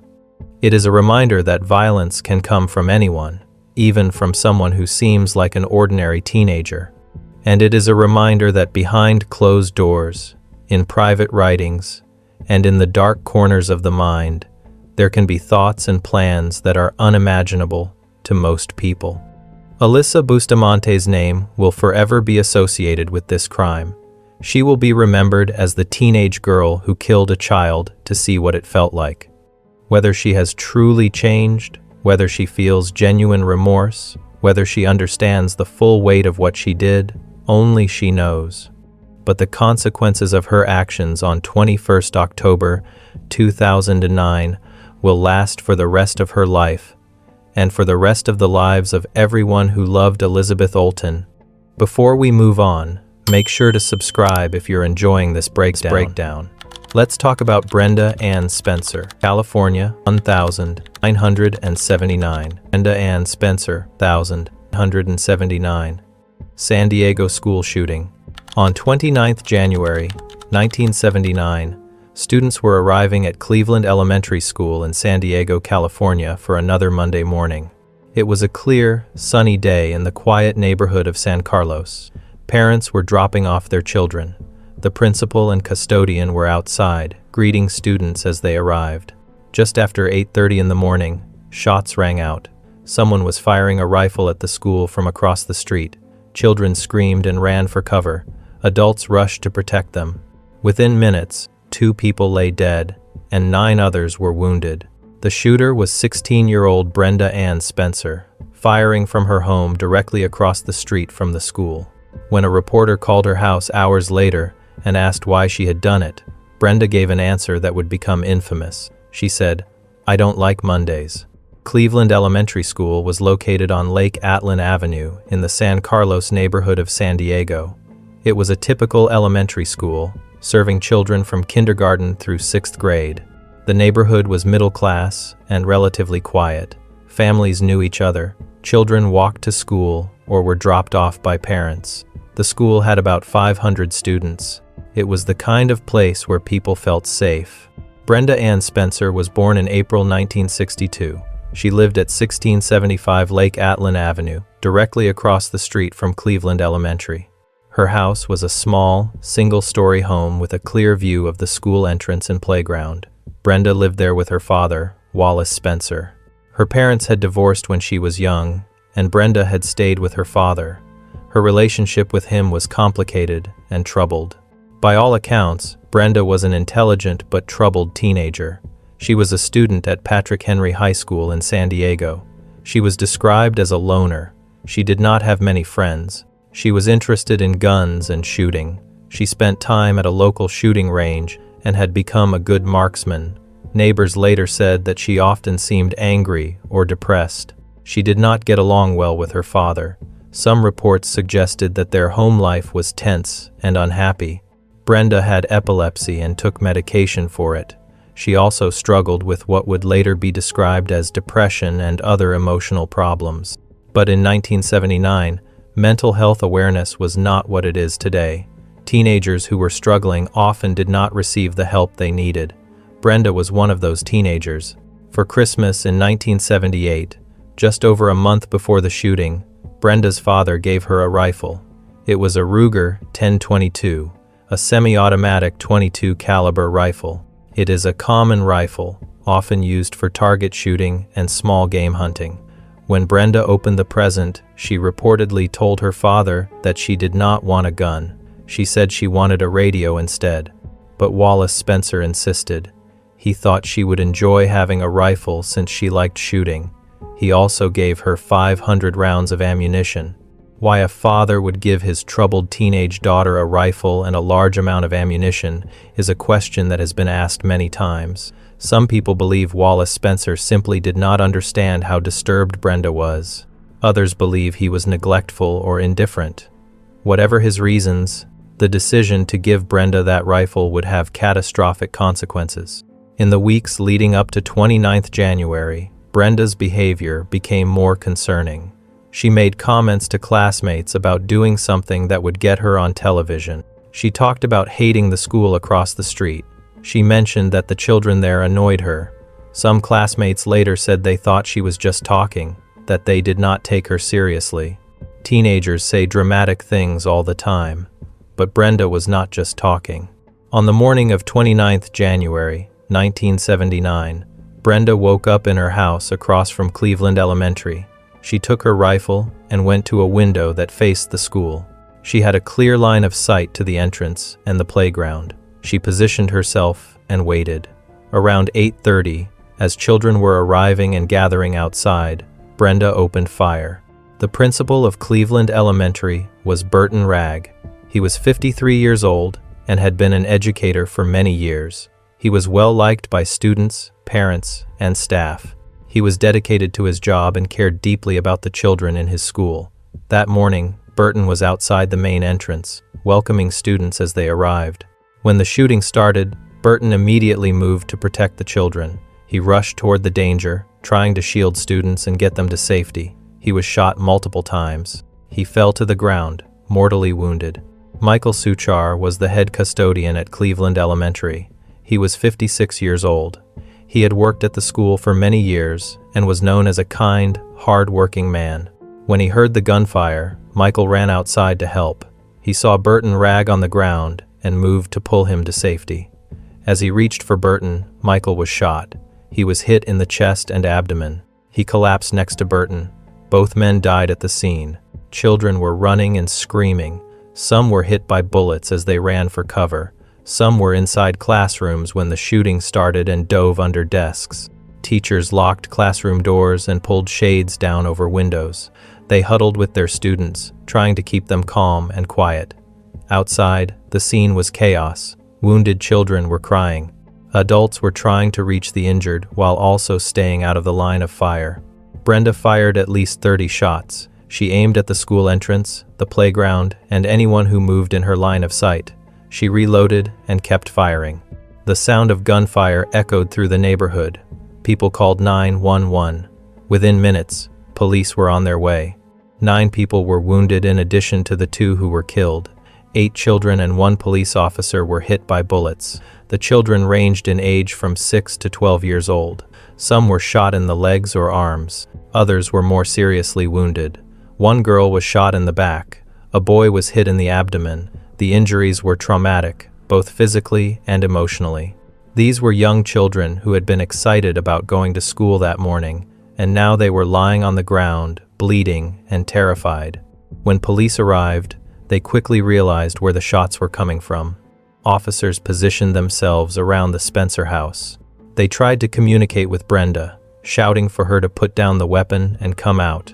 Brenda did not respond at first. She continued to fire occasional shots, keeping police and emergency responders at a distance. Ambulances could not safely reach the wounded. The standoff continued for hours. During the siege, a reporter from the San Diego Union-Tribune called the Spencer house. Somehow, Brenda answered the phone. The reporter asked her why she was shooting at the school. Brenda's response was chilling in its casualness. She said, "I don't like Mondays. This livens up the day." She also said, "I had no reason for it, and it was just a lot of fun." She talked about the shooting as if it were a game or a prank, not a massacre that had left 2 people dead and 9 wounded. That phrase, "I don't like Mondays," became instantly infamous. It was so banal, so disconnected from the horror of what she had done. It suggested that Brenda had killed 2 people and wounded 9 others simply because she was bored. The phrase was picked up by media around the world. It became shorthand for senseless violence, for random acts of cruelty that seemed to have no motive. The standoff continued into the afternoon. Police negotiators talked to Brenda on the phone. They tried to convince her to surrender. Brenda seemed calm, even detached. She did not express remorse. She did not seem to fully grasp what she had done.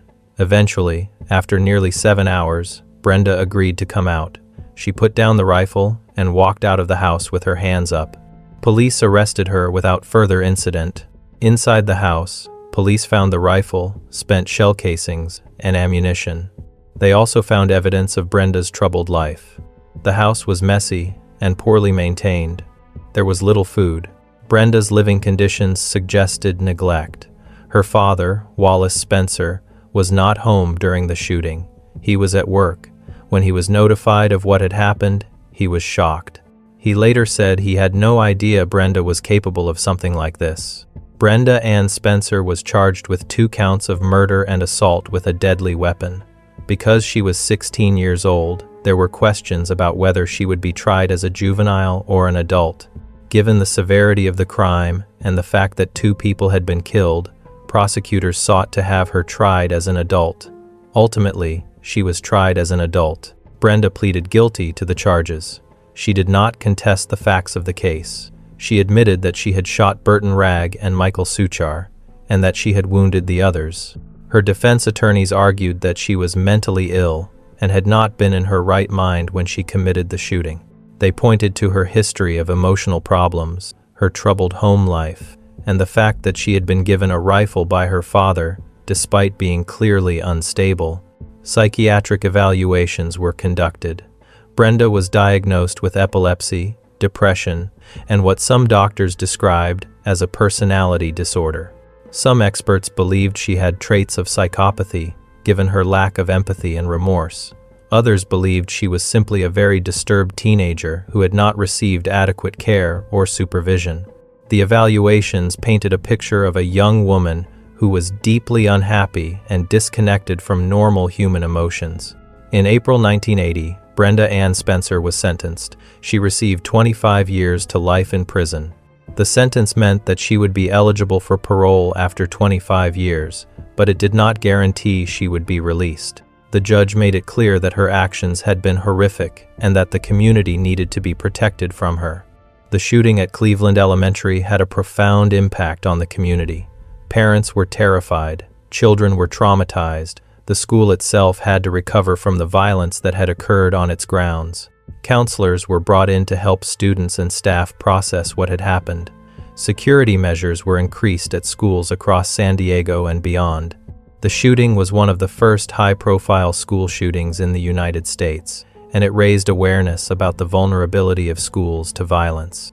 Burton Ragg and Michael Suchar were mourned by the community. Burton's funeral was attended by hundreds of people, including many of his former students. He was remembered as a hero who had died trying to protect children. Michael Suchar was also honored for his bravery. He had run toward danger to help someone in need, and he had paid for it with his life. Both men left behind families who would never fully recover from their loss. The phrase, "I don't like Mondays," became a cultural touchstone. In late 1979, the British band the Boomtown Rats released a song with that title. The song was written by Bob Geldof, the band's lead singer, after he read about Brenda's statement in a newspaper. The song became a #1 hit in the United Kingdom and was successful in many other countries. It told the story of the shooting from the perspective of the children who were victims. The lyrics described the fear and confusion of that day, and the refrain, "I don't like Mondays," captured the senselessness of the violence. The song brought international attention to the case and ensured that Brenda Spencer's name and words would be remembered. Brenda's father, Wallace Spencer, faced criticism for giving his daughter a rifle. Some people believed he should have been held legally responsible for the shooting. However, at that time, there were no laws that would have made him criminally liable for giving his daughter a gun. In the years since, laws have been passed in some states that hold parents accountable if they provide firearms to children who then use them to commit crimes. But in 1979, Wallace could not be prosecuted. Brenda has been in prison now for over 40 years. She has been eligible for parole multiple times. She has appeared before the parole board several times and has been denied each time. During her parole hearings, Brenda has given different explanations for why she committed the shooting. In some hearings, she has said she does not remember saying, "I don't like Mondays," and claims she was high on drugs and alcohol at the time. She has said that her father had been abusing her and that her home life was unbearable. She has expressed remorse and said she understands the pain she caused. However, the parole board has consistently denied her release. Victims' families and members of the community have attended her parole hearings to oppose her release. They argue that Brenda is still dangerous, that she has not shown genuine remorse, and that she should remain in prison for the rest of her life. The families of Burton Ragg and Michael Suchar have been particularly vocal in opposing her release. They believe that Brenda took their loved ones from them and does not deserve a second chance. During her time in prison, Brenda has reportedly been a model inmate. She has taken classes, participated in programs, and stayed out of trouble. She has worked various jobs within the prison. She has tried to show that she has changed and matured, but her early statements, particularly the "I don't like Mondays" comment, continue to haunt her. It is difficult for people to forget those words, or to believe that someone who could speak so callously about murder has truly changed. The shooting at Cleveland Elementary was a turning point in American awareness of school violence. Before Brenda Spencer, school shootings were extremely rare. Her attack was shocking and seemed almost incomprehensible. How could a teenager open fire on children at an elementary school? In the decades since, school shootings have become tragically more common. Brenda Spencer's attack is often cited as one of the earliest examples of this type of violence. It set a terrible precedent and highlighted the need for better security, mental health care, and gun control. The case also raised questions about warning signs. Brenda had made comments about wanting to do something dramatic. She had expressed hatred for the school across the street. She was known to be troubled and unhappy, but no one intervened. No one took her threats seriously enough to act. This pattern has been repeated in many subsequent school shootings. Perpetrators often give warnings, either directly or through their behavior, but those warnings are ignored or not recognized until it is too late. The victims of the Cleveland Elementary shooting carried their trauma for the rest of their lives. The children who were wounded had to undergo surgeries and rehabilitation. They had to deal with the psychological effects of being shot and of witnessing violence. Some of them struggled with anxiety, depression, and post-traumatic stress disorder. The students who were at the school that day but were not physically injured were still traumatized by what they saw and heard. Many of them had nightmares. Some were afraid to go back to school. The impact of that one morning in January 1979 rippled through the community for years. Cleveland Elementary School continued to operate after the shooting. The staff and community worked hard to make it a safe and welcoming place again. Memorials were created for Burton Ragg and Michael Suchar. Their names are remembered at the school. Over the years, the school has undergone renovations and changes, but the memory of that day remains. Brenda Ann Spencer is currently incarcerated at the California Institution for Women in Chino, California. She is now in her 60s. She has spent most of her life in prison. Her next parole hearing will be in the coming years, and once again, she will have to face the parole board and the families of her victims. It is unlikely that she will ever be released. The nature of her crime, the number of victims, and the public's memory of her callous statement have made her one of the most notorious criminals in California. The phrase, "I don't like Mondays," remains associated with Brenda Spencer. It is a phrase that encapsulates the randomness and senselessness of her violence. It suggests that she killed and wounded people for no reason other than boredom or spite. Whether that was truly her motive, or whether she was masking deeper pain and disturbance with that flippant comment, is something that may never be fully understood. But those 4 words have ensured that her name and her crime will not be forgotten. The shooting at Cleveland Elementary School on 29 January 1979 was a tragedy that shook San Diego and the nation. 2 good men died trying to protect children. 9 people were wounded, including young children who should have been safe at school, and a troubled 16-year-old girl chose violence over any other option. The case serves as a reminder of the importance of mental health care, responsible gun ownership, and the need to take threats seriously. It also serves as a reminder that the scars of violence last far longer than the event itself.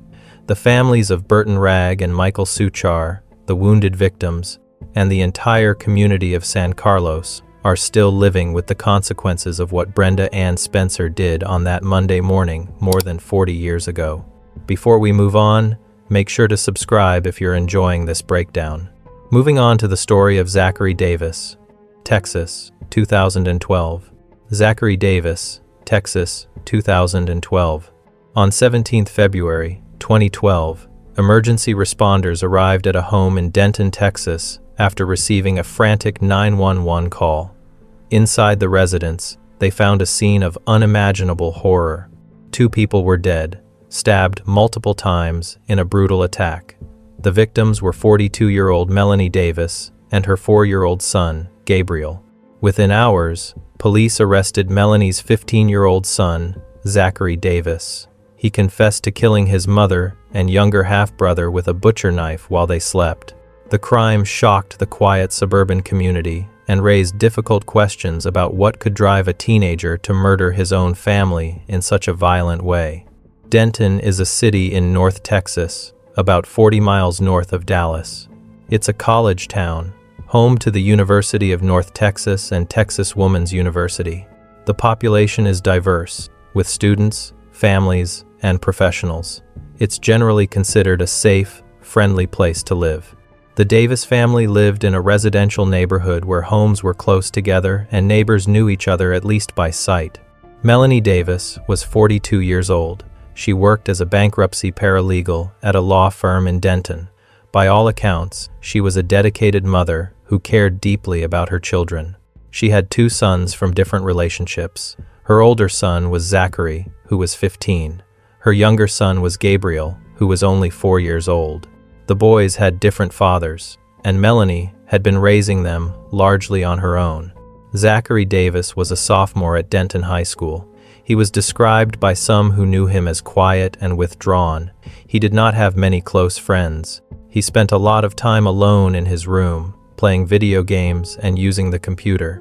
Neighbors later said they occasionally saw him outside, but that he rarely interacted with anyone. He seemed like a typical introverted teenager, the kind who keeps to himself and does not cause trouble. But beneath that quiet exterior, Zachary was deeply troubled. He had been diagnosed with mental health issues, though the specific diagnoses were not made public immediately after his arrest. He was on medication for his conditions. According to later reports, he had been seeing mental health professionals and was receiving treatment, but clearly, whatever treatment he was receiving was not enough to prevent what happened on 17th February. Gabriel Davis was 4 years old. He was a happy, energetic little boy. He attended preschool and loved playing with toys and watching cartoons. He was at that age where everything is new and exciting. He looked up to his older brother, as younger siblings often do. He had no way of knowing that his brother posed any danger to him. The relationship between Zachary and his mother was strained. According to information that emerged later, Zachary resented his mother. He felt that she favored Gabriel over him. He was angry about the attention Gabriel received. He felt neglected and unimportant. Whether these feelings were based in reality or were distortions created by his mental illness is unclear. Melanie worked hard to provide for both of her sons. She took Zachary to his appointments, made sure he took his medication, and tried to give him a stable home. But Zachary's perception was that he was unloved and that Gabriel was the favored child. Zachary also had access to violent content online. He spent hours on his computer, browsing websites and forums. According to investigators who later examined his computer, Zachary had been looking at violent videos and disturbing material. He had researched methods of killing. He had watched videos of people being hurt or killed. This kind of content can desensitize people to violence and normalize acts that should be seen as horrific. For a teenager who was already struggling with mental health issues and feelings of anger and resentment, this material may have pushed him further toward violence. In the days and weeks leading up to 17th February, Zachary was planning to kill his mother and brother. He thought about how he would do it. He considered different methods. He decided that he would use a knife and attack them while they were asleep, when they would be most vulnerable. He did not confide in anyone about his plans. He did not give any clear warning signs that would have alerted someone to intervene. He kept his intentions hidden. On the night of 16th February, 2012, the Davis family was at home. It was a Thursday evening, a school night. Melanie put Gabriel to bed in his room. Zachary went to his own room. The house was quiet. Melanie likely went to bed herself, expecting to wake up the next morning and go to work, as she did every day. She had no reason to believe that anything was wrong or that she and her youngest son were in danger. Sometime in the early morning hours of 17th February, Zachary took a large butcher knife from the kitchen. He went to his mother's bedroom. Melanie was asleep in her bed. Zachary stood over her and then began stabbing her. The attack was frenzied and brutal. Melanie was stabbed multiple times in the chest, neck, and torso. She woke up during the attack and tried to defend herself, but she had no chance. Zachary was larger and stronger, and she had been caught completely off guard. Within minutes, Melanie was dead. After killing his mother, Zachary went to Gabriel's room. The 4-year-old was asleep in his bed, unaware of what had just happened to his mother. Zachary attacked Gabriel with the same knife. The little boy was stabbed multiple times. He likely woke up during the attack, confused and terrified, but he could not fight back or escape. Gabriel died in his bed. After both murders were complete, Zachary left the house. He did not try to clean up the scene or hide what he had done. He simply left, still covered in blood. He walked through the neighborhood in the early morning darkness. Neighbors who were up early saw him walking down the street. He was wearing only his underwear and was covered in blood. His appearance was shocking and alarming. One neighbor confronted Zachary, asking him what had happened. Zachary told the neighbor that he had killed his mother and brother. The neighbor, horrified, immediately called 911. Zachary did not try to run or resist. He waited for police to arrive. When officers got to the scene, Zachary was calm and cooperative. He admitted what he had done. He told police where to find the bodies. He showed no emotion and no remorse. Police entered the Davis home and found Melanie and Gabriel's bodies. The scene was devastating. Both victims had been stabbed numerous times. There was blood throughout the bedrooms. The butcher knife, still covered in blood, was found in the house. It was clear that this had been a violent, prolonged attack. The brutality of the murders, especially the killing of a 4-year-old child, shocked even experienced investigators. Zachary Davis was arrested at the scene. He was taken into custody without incident. Because he was 15 years old, he was initially taken to a juvenile detention facility. But given the severity of the crime, prosecutors immediately began the process of having him certified to stand trial as an adult. In Texas, juveniles aged 14 and older can be tried as adults for certain serious offenses, including murder. The decision to certify a juvenile to stand trial as an adult is made by a judge after a certification hearing. At the police station, Zachary was interviewed.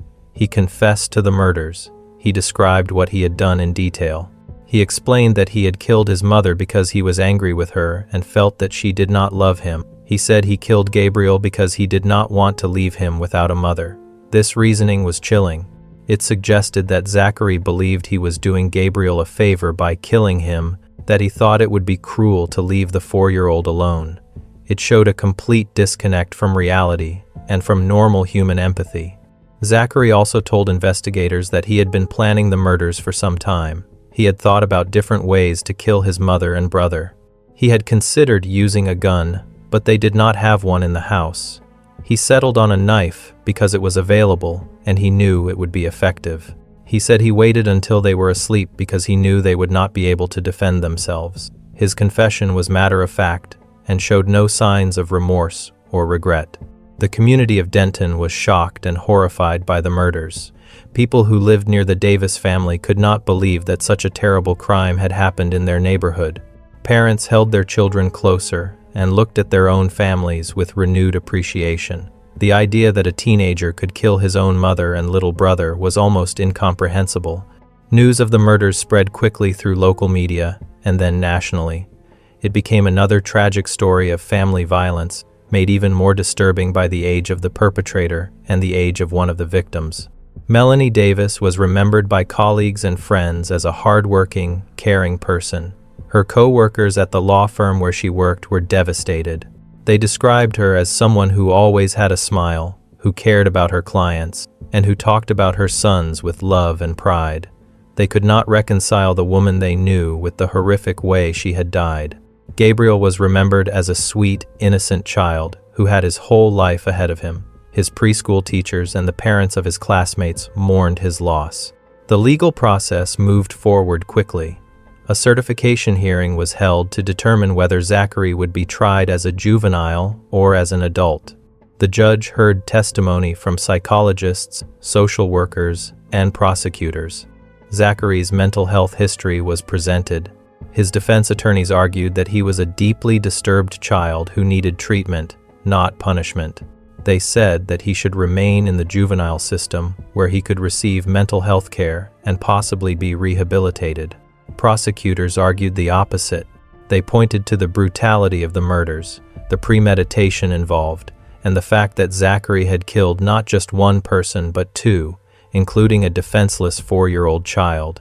They argued that the crimes were so serious that Zachary needed to be held accountable as an adult. They said that the juvenile system was not equipped to handle someone who had committed such extreme violence. The judge ruled that Zachary Davis would be certified to stand trial as an adult. This meant that he would face adult charges and, if convicted, adult sentences. In Texas, someone convicted of capital murder can face life in prison without the possibility of parole or, in some cases, the death penalty. However, because Zachary was a juvenile at the time of the crime, the death penalty was not an option. The Supreme Court had ruled in previous cases that executing someone for crimes committed while they were under 18 years old was unconstitutional. Zachary was charged with 2 counts of capital murder. Capital murder in Texas is defined as murder committed under certain circumstances, such as murdering multiple people in the same criminal transaction or murdering a child under the age of 10. Zachary's case met both of those criteria. He had killed 2 people, and one of them was 4 years old. The case did not go to trial. In August 2013, about 18 months after the murders, Zachary Davis pleaded guilty to both counts of capital murder. As part of a plea agreement, he was sentenced to life in prison without the possibility of parole.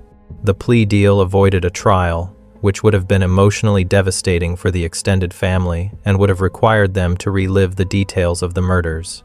It also ensured that Zachary would never be released from prison. He would spend the rest of his life behind bars. At the sentencing hearing, victim impact statements were read. Family members and friends of Melanie and Gabriel spoke about the pain and loss they had experienced. They talked about how much they missed Melanie and Gabriel, about the hole left in their lives, about the future that Gabriel would never have. Some expressed anger at Zachary. Others expressed sadness that a 15-year-old had thrown his own life away and destroyed his family. The judge acknowledged the tragedy of the case and the fact that there were no winners, only victims.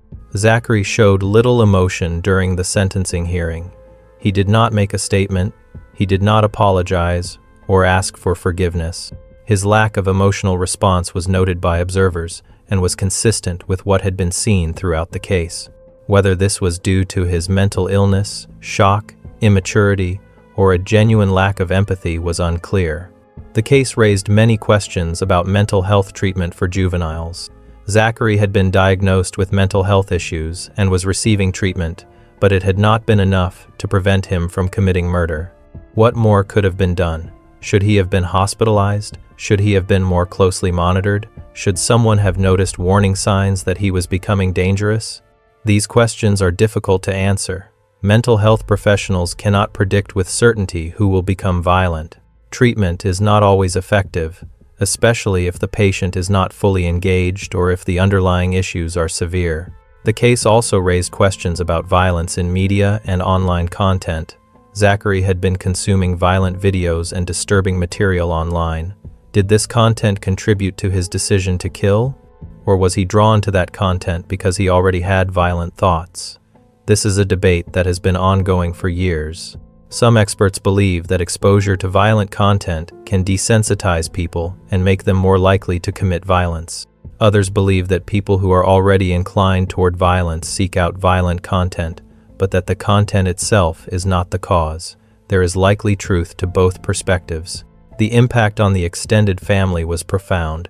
Melanie's relatives lost a daughter, sister, and niece. They also lost Gabriel, a bright, innocent child who brought joy to everyone who knew him. And they had to grapple with the fact that Zachary, also a member of the family, was responsible for these deaths. Family gatherings would never be the same. Holidays and birthdays would always be marked by absence and grief. The family had to find a way to move forward while carrying the weight of this tragedy. Zachary Davis is currently incarcerated in the Texas Department of Criminal Justice. because he was sentenced to life without parole. He will never be released. He will spend the rest of his life in prison, growing old behind bars. He will never have the opportunity to finish high school, go to college, have a career, or start a family. He will never experience the things that most people take for granted. His life effectively ended when he was 15 years old, just as surely as the lives of his mother and brother ended. The case of Zachary Davis is a reminder of the capacity for violence that can exist even in young people. It is a reminder that mental illness can be dangerous if not properly treated and managed. It is a reminder that families can harbor secrets and struggles that are not visible from the outside. And it is a reminder that the consequences of violence ripple outward, affecting not just the direct victims, but entire communities and families. Melanie Davis went to bed on the night of 16th February, 2012, probably thinking about the next day's work schedule, about getting Gabriel to preschool, about the ordinary tasks and concerns of daily life. She had no way of knowing that her older son was planning to kill her. Gabriel went to sleep in his bed, secure in the innocence of childhood, trusting that he was safe in his own home. Neither of them could have imagined what was about to happen. The murders of Melanie and Gabriel Davis were senseless and tragic. They were the result of a troubled teenager's anger, resentment, and mental illness. They were preventable in theory, but in practice, it is hard to know what could have been done differently. Zachary's crime destroyed his family and changed his own life forever.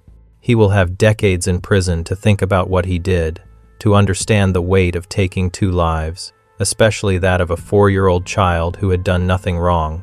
The community of Denton has moved on, as communities do after tragedies, but the memory of what happened in that house on 17th February, 2012, remains. It serves as a dark reminder that violence can erupt in unexpected places, and that the people we think we know can sometimes be capable of unimaginable acts. Before we move on, make sure to subscribe if you're enjoying this breakdown. Next in line, the story of Nehemiah Griego, New Mexico, 2013. Nehemiah Griego, New Mexico, 2013. On 19th January 2013, deputies from the Bernalillo County Sheriff's Office in New Mexico received a call about a possible homicide. When they arrived at a modest home in a rural area south of Albuquerque, they discovered a scene of unimaginable carnage. 5 people were dead, all shot multiple times. The victims were an entire family, a mother, a father, and 3 young children. Within hours, investigators had a suspect in custody. It was 15-year-old Nehemiah Griego, the oldest son of the family. He had methodically shot and killed his mother, his father, and his 3 younger siblings during the night and early morning hours. The case shocked New Mexico and the nation, raising questions about how a teenage boy could murder his entire family while they slept. The Griego family lived in a rural area of Bernalillo County, in the South Valley region south of Albuquerque. The area is a mix of farmland, small houses, and open spaces. It's the kind of place where families have some privacy, where homes are spread out and neighbors are not right on top of each other. The Griego family kept to themselves for the most part, but they were known in their community as a religious family. Greg Griego was the father. He was 51 years old and worked as a pastor. He had been involved in ministry for many years and had worked with local churches in the Albuquerque area. He also had a background working with troubled youth and had spent time as a chaplain for the fire department and other organizations. Greg was described by people who knew him as dedicated to his faith and to helping others. He believed strongly in redemption and second chances.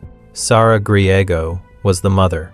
She was 40 years old and was a homemaker who devoted herself to raising the couple's 5 children. She homeschooled the children, which meant they spent most of their time at home with her. Sara was described as loving and patient, someone who cared deeply about her children's education and spiritual development. The family's life revolved around their faith and their close family bonds. The Griego children ranged in age from teenagers down to toddlers. Nehemiah was the oldest at 15 years old. Then there was Zephaniah, who was 9 years old. Jael was 5 years old. Angelina was just 2 years old. There was also a 10-year-old sister who was not home on the night of the murders. She had been staying with relatives, which likely saved her life.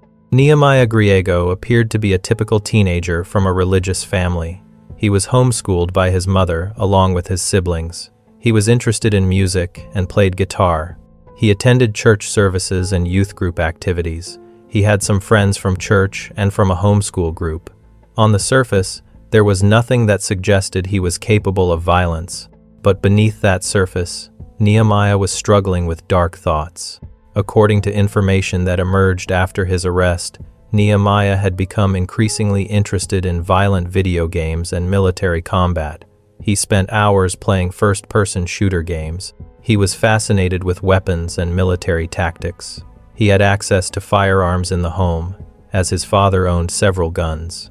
Greg Griego believed in responsible gun ownership and had taught Nehemiah how to shoot. The family sometimes went to shooting ranges together. Greg thought he was teaching his son a useful skill and how to respect firearms. He had no idea that Nehemiah was developing violent fantasies. Nehemiah had also begun to distance himself emotionally from his family. He spent more time alone in his room. He became less communicative. His parents noticed the changes but attributed them to normal teenage behavior. They thought he was just going through a phase, becoming more independent as he got older. They had no reason to believe he was planning anything violent. On the night of 18th January, 2013, the Griego family was at home. It was a Saturday evening. The children had spent the day doing their usual activities. Sarah had prepared dinner. Greg had been working on a sermon or doing other pastoral work. The younger children were put to bed. Zephaniah, Jael, and Angelina went to sleep in their rooms. Greg and Sarah eventually went to bed as well. Nehemiah stayed up later, as teenagers often do. The house grew quiet. In the early morning hours of 19th January, around midnight, Nehemiah went to his parents' bedroom. He took one of his father's rifles, a .22 caliber semi-automatic rifle. He entered the room where his mother was sleeping. Greg was not in the bedroom at that moment. Nehemiah pointed the rifle at his mother and shot her in the head while she slept. Sarah died almost instantly. She never woke up. She never knew what was happening. After killing his mother, Nehemiah went to his 9-year-old brother Zephaniah's room. Zephaniah was asleep in his bed. Nehemiah shot him multiple times. The little boy died in his bed. Nehemiah then went to the room shared by his younger sisters, 5-year-old Jael and 2-year-old Angelina. He shot both of them while they were sleeping. The two little girls, who had gone to bed feeling safe and loved, were killed by their older brother. After murdering his mother and 3 youngest siblings, Nehemiah waited for his father to come home. Greg Griego had been out that evening, possibly doing ministry work or attending a church meeting. When Greg returned home in the early morning hours, he had no idea what had happened. He entered the house, likely tired and ready to go to bed. Nehemiah confronted him. He shot his father multiple times with the rifle. Greg Griego died in his own home, killed by his oldest son. After all 5 family members were dead, Nehemiah spent several hours in the house with their bodies. He did not call police. He did not try to run away. According to his later statements, he sat in the house and thought about what he had done. He later told investigators that he had been planning to go to a nearby Walmart store and start shooting people there as well. He said he wanted to kill more people, that he had some idea of committing a mass shooting, but he never followed through with that plan. Instead, sometime on the morning of 19th January, Nehemiah left the house. He spent the day driving around in the family's van. He went to his church, Calvary Church in Albuquerque, where his father had been involved in ministry. He spoke with people at the church. He seemed calm and normal. No one suspected that anything was wrong. He did not tell anyone what he had done. Later that evening, Nehemiah went to visit a friend from church. The friend's family noticed that Nehemiah was acting strangely. He seemed distant and distracted. At some point during the visit, Nehemiah told his friend that he had killed his family. The friend was shocked and confused. At first, the friend was not sure if Nehemiah was joking or telling the truth. But something about the way Nehemiah said it made it clear that he was serious. The friend's family immediately contacted the Bernalillo County Sheriff's Office. Deputies were dispatched to the Griego home to check on the family. When they arrived at the house, they found the front door unlocked. They entered and discovered the bodies of Greg, Sara, Zefania, Jael, and Angelina Griego. All 5 had been shot multiple times. The scene was horrific. An entire family had been wiped out. Nehemiah was taken into custody at his friend's house. He did not resist arrest. He was calm and cooperative with police. He was taken to the sheriff's office for questioning. During the interview, Nehemiah confessed to the murders. He described what he had done in detail. He explained that he had used his father's .22 caliber rifle to shoot each family member. He said he had started with his mother because he thought she would be the easiest. He then killed his siblings one by one. He waited for his father to come home and killed him last. When asked why he had done it, Nehemiah gave several explanations that did not make much sense. He said he had been angry with his mother. He said he was upset about his family's financial situation. He mentioned that he had been having violent thoughts and that he wanted to know what it would be like to kill someone. He also talked about his plan to commit a mass shooting at Walmart. He said he had wanted to kill many people, that he had some fantasy of going out in a blaze of violence. His explanations were disturbing and showed a complete lack of empathy or remorse. Nehemiah also told investigators that he had played violent video games for hours before the killings. He mentioned games like Modern Warfare and other first-person shooters. He said that the games had desensitized him to violence and made killing seem less real. This statement sparked immediate debate in the media about the role of violent video games in youth violence. Some people argued that the games had contributed to Nehemiah's actions. Others argued that millions of people play violent video games without committing murder, and that Nehemiah's actions were the result of other factors. The news of the murders spread quickly through the Albuquerque area and then nationally. The fact that a 15-year-old boy had killed his entire family was shocking and horrifying. The community where the Griego family lived was devastated.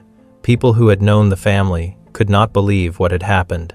Greg Griego had been a respected pastor and community member. Sara had been a devoted mother. The children had been innocent and full of life. And now they were all gone, killed by the oldest son. The church where Greg had been involved held memorial services for the family. Hundreds of people attended. They mourned the loss of a family that had been active in their community and their faith. People spoke about Greg's dedication to ministry and his love for his family. They remembered Sara's kindness and her commitment to homeschooling her children. They grieved for Zefania, Jael, and Angelina, 3 children who had barely started their lives. The services were emotional and heartbreaking. The one surviving daughter, the 10-year-old who had been staying with relatives, was now an orphan. She had lost her entire immediate family in one night. She would have to grow up without her parents or her siblings. The relatives who had been caring for her became her permanent guardians. The psychological impact on this young girl was immeasurable. She would have to process the fact that her brother had killed everyone she loved. It was a trauma that would affect her for the rest of her life. Nehemiah Griego was charged with 5 counts of murder and other related charges. Because he was 15 years old, there were questions about how he would be prosecuted. In New Mexico, juveniles charged with serious crimes can be tried in adult court. Prosecutors immediately began the process of having Nehemiah's case moved to adult court. Given the severity of the crime and the number of victims, there was little doubt that he would be tried as an adult. Nehemiah's defense attorneys argued that he was a child who had mental health issues and who had been influenced by violent media. They said that he deserved to be treated as a juvenile and given a chance at rehabilitation. They pointed to his age and the fact that adolescent brains are not fully developed, particularly in areas related to impulse control and understanding consequences. They argued that he could be rehabilitated and should not spend the rest of his life in prison. Prosecutors disagreed strongly. They pointed to the premeditation involved in the murders, the fact that Nehemiah had killed 5 people, including 3 small children, and his stated intention to commit a mass shooting. They argued that Nehemiah was extremely dangerous and that public safety required him to be locked up for life. They said that someone who could kill his 2-year-old sister in cold blood was beyond rehabilitation. The case moved through the court system slowly. Nehemiah underwent extensive psychological evaluations. Experts examined his mental state, his development, his family history, and his behavior. Some experts testified that Nehemiah showed signs of conduct disorder and possible psychopathic traits. They noted his lack of empathy and remorse. Others testified that he was a traumatized teenager who had been exposed to violent content and had not received proper mental health care. In October 2015, more than 2 years after the murders, Nehemiah Griego pleaded no contest to second-degree murder charges. A no-contest plea is not an admission of guilt, but an acknowledgement that the prosecution has enough evidence to convict. As part of the plea agreement, Nehemiah was sentenced as a youthful offender. This meant that he would serve his sentence in a juvenile facility until he turned 21, at which point he would be transferred to an adult prison. He received multiple sentences that would run consecutively, ensuring that he would spend decades in prison. The plea deal was controversial. Some people believed that Nehemiah should have received a harsher sentence, that someone who killed 5 family members, including 3 children, should never be released. Others believed that the sentence was appropriate given his age at the time of the crime. The surviving family members and friends of the victims had mixed reactions. Some wanted him to spend the rest of his life in prison. Others believed that he had been a child when he committed the crime and deserved some possibility of rehabilitation. The case raised many questions about warning signs and prevention. Were there signs that Nehemiah was becoming dangerous? His parents had noticed that he was becoming more withdrawn and spending more time playing violent video games. But many teenagers exhibit similar behavior without becoming violent. How could parents or others have known that Nehemiah was different, that he was actually planning to kill? The case also raised questions about gun storage and access. The Griego home contained multiple firearms. Nehemiah had been taught how to use them and had access to them. Should the guns have been locked up more securely? Should a teenager who was showing signs of emotional problems have had any access to firearms? These questions are difficult because they require parents to identify their children as potential threats, something that most parents are reluctant or unable to do. The role of violent media in the case was heavily debated. Nehemiah himself blamed violent video games for desensitizing him to violence, but experts pointed out that correlation is not causation.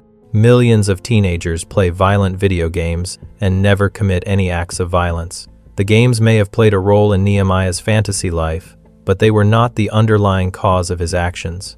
His willingness to kill his family suggested much deeper psychological problems. The impact of the murders on the Albuquerque community, and particularly on the church community, was significant. People struggled to understand how this could have happened to a family that seemed so normal and faithful. Some people questioned their own ability to know what was happening in their families. Parents looked at their own children and wondered if they truly knew them. The murders created fear and uncertainty. Greg Griego had devoted his life to helping troubled youth and to spreading his faith. He believed in redemption and second chances. The tragic irony is that his own son, living under his roof, was the one who needed help and intervention that he apparently was not receiving. Greg never had the chance to know that his son was dangerous. He died at Nehemiah's hands, probably never understanding why. Sara Griego had homeschooled her children, spending every day with them, teaching them and caring for them. She had given her life to her family. She was killed while she slept by the sons she had raised and loved. Zephaniah, Jael, and Angelina were children who had their entire lives ahead of them. They died in their beds, murdered by their big brother who should have protected them. Nehemiah Griego is currently serving his sentence in the New Mexico correction system. He will be incarcerated for many decades. By the time he has served his sentence, he will be an old man. His entire adult life will have been spent in prison. He will never have the opportunity to finish growing up in a normal way, to go to college, to have a career or a family of his own. His life effectively ended when he was 15 years old, just as surely as the lives of his family members ended. The murders of Greg, Sarah, Zephaniah, Jael, and Angelina Griego remain one of the most shocking family annihilation cases in New Mexico history. The idea that a teenage boy could systematically execute his entire family is almost incomprehensible. The case serves as a reminder that violence can come from unexpected sources, that families can harbor secrets and struggles that are not visible to outsiders, and that the warning signs of dangerous behavior are often only clear in hindsight. The surviving daughter, now a young adult, has had to build a life without her family. She carries the weight of being the only survivor, of knowing that her brother killed everyone else. Her resilience and ability to move forward is testament to human strength, but the scars of that night will never fully heal. Before we move on, make sure to subscribe if you're enjoying this breakdown. Moving on to the story of the Mary Bell case. England, 1968. Mary Bell case. England, 1968. On 25th May, 1968, 4-year-old Martin Brown was found dead in a derelict house in Scotswood, a working-class area of Newcastle upon Tyne in northeast England. The boy's body was discovered lying on the floor with blood and saliva around his mouth. There were no obvious signs of violence. Police initially suspected he had accidentally swallowed pills or tablets, or that his death might have been some kind of tragic accident. No one imagined that a child had killed him. 3 months later, another young boy would die in the same neighborhood, and investigators would realize they were dealing with something almost unprecedented in British criminal history: an 11-year-old killer. Scotswood in the late 1960s was a tough area. It was a district of Newcastle that had seen better days. Many of the houses were run down or abandoned. The neighborhood was full of families struggling with poverty, unemployment, and social problems. Children played in the streets and in derelict buildings because there were few other places to go. It was the kind of place where kids roamed freely without much adult supervision, and where run-down houses became makeshift playgrounds. Mary Flora Bell was born on 26 May, 1957, in Newcastle. Her childhood was deeply troubled from the start. Her mother was Betty Bell, a woman who worked as a prostitute and was known to be unstable and abusive. Mary's father was unknown. Betty Bell was an unreliable and often cruel mother. There were reports that she had tried to kill Mary on multiple occasions when Mary was very young. Once, Betty allegedly pushed Mary out of a window. Another time, she supposedly gave Mary pills that could have been fatal. Whether these incidents were attempts at murder or severe neglect mixed with instability is unclear, but Mary grew up in an environment of chaos and violence. Mary was a small, pretty girl with blonde hair and blue eyes. To outsiders, she might have looked like any other child, but those who knew her well saw something different. Teachers and neighbors noted that Mary could be manipulative and showed little emotion in situations where other children would be upset or frightened. She was intelligent, but used her intelligence in disturbing ways. She seemed to enjoy causing trouble and showed a lack of empathy that was unusual even for a child growing up in difficult circumstances. Martin George Brown was born on 20th September, 1963. He was 4 years old when he died. He lived with his family in Scotswood. He was described as a happy little boy, full of energy like most children his age. On the afternoon of 25th May, 1968, Martin was playing near his home. At some point, he went into a derelict house on Street Margaret's Road. These abandoned houses were common in the area, and children often played in them despite the dangers. Later that day, 3 boys found Martin's body inside the empty house. He was lying on the floor in an upstairs room. There was blood and saliva around his mouth, and some foam or froth as well. The boys ran to get help. Police and ambulance services arrived quickly, but Martin was already dead. An autopsy was performed, but the pathologist could not determine a clear cause of death. There were no signs of strangulation, beating, or stabbing. There were no broken bones. The small amount of bleeding suggested some kind of internal injury, but it was not obvious what had happened. The initial conclusion was that Martin might have taken pills or some kind of poison, possibly by accident. The day after Martin's death, something strange happened. Someone broke into a nursery school in Scotswood. The intruder or intruders caused damage and left bizarre notes. One note said, "I murder so that I may come back." Another note included confusing and disturbing statements. The notes were written in a childish hand. Police thought it might be a sick prank, but the timing was odd. A child had just died, and now someone was leaving notes about murder. A few days later, on 28th May, Mary Bell and her friend Norma Joyce Bell, who was 13 years old and not related to Mary, showed up at Martin Brown's house. They asked Martin's mother if they could see Martin. When his mother said Martin was dead, Mary smiled and said she knew that. She said she wanted to see him in his coffin. Martin's mother was disturbed by this but chalked it up to children not understanding death. Mary then said something chilling. She said that she had heard that Martin's death had been caused by him being squeezed around the neck and that he had been crying for his mother. None of this information had been made public. Martin's mother was upset and confused. How would this little girl know these details?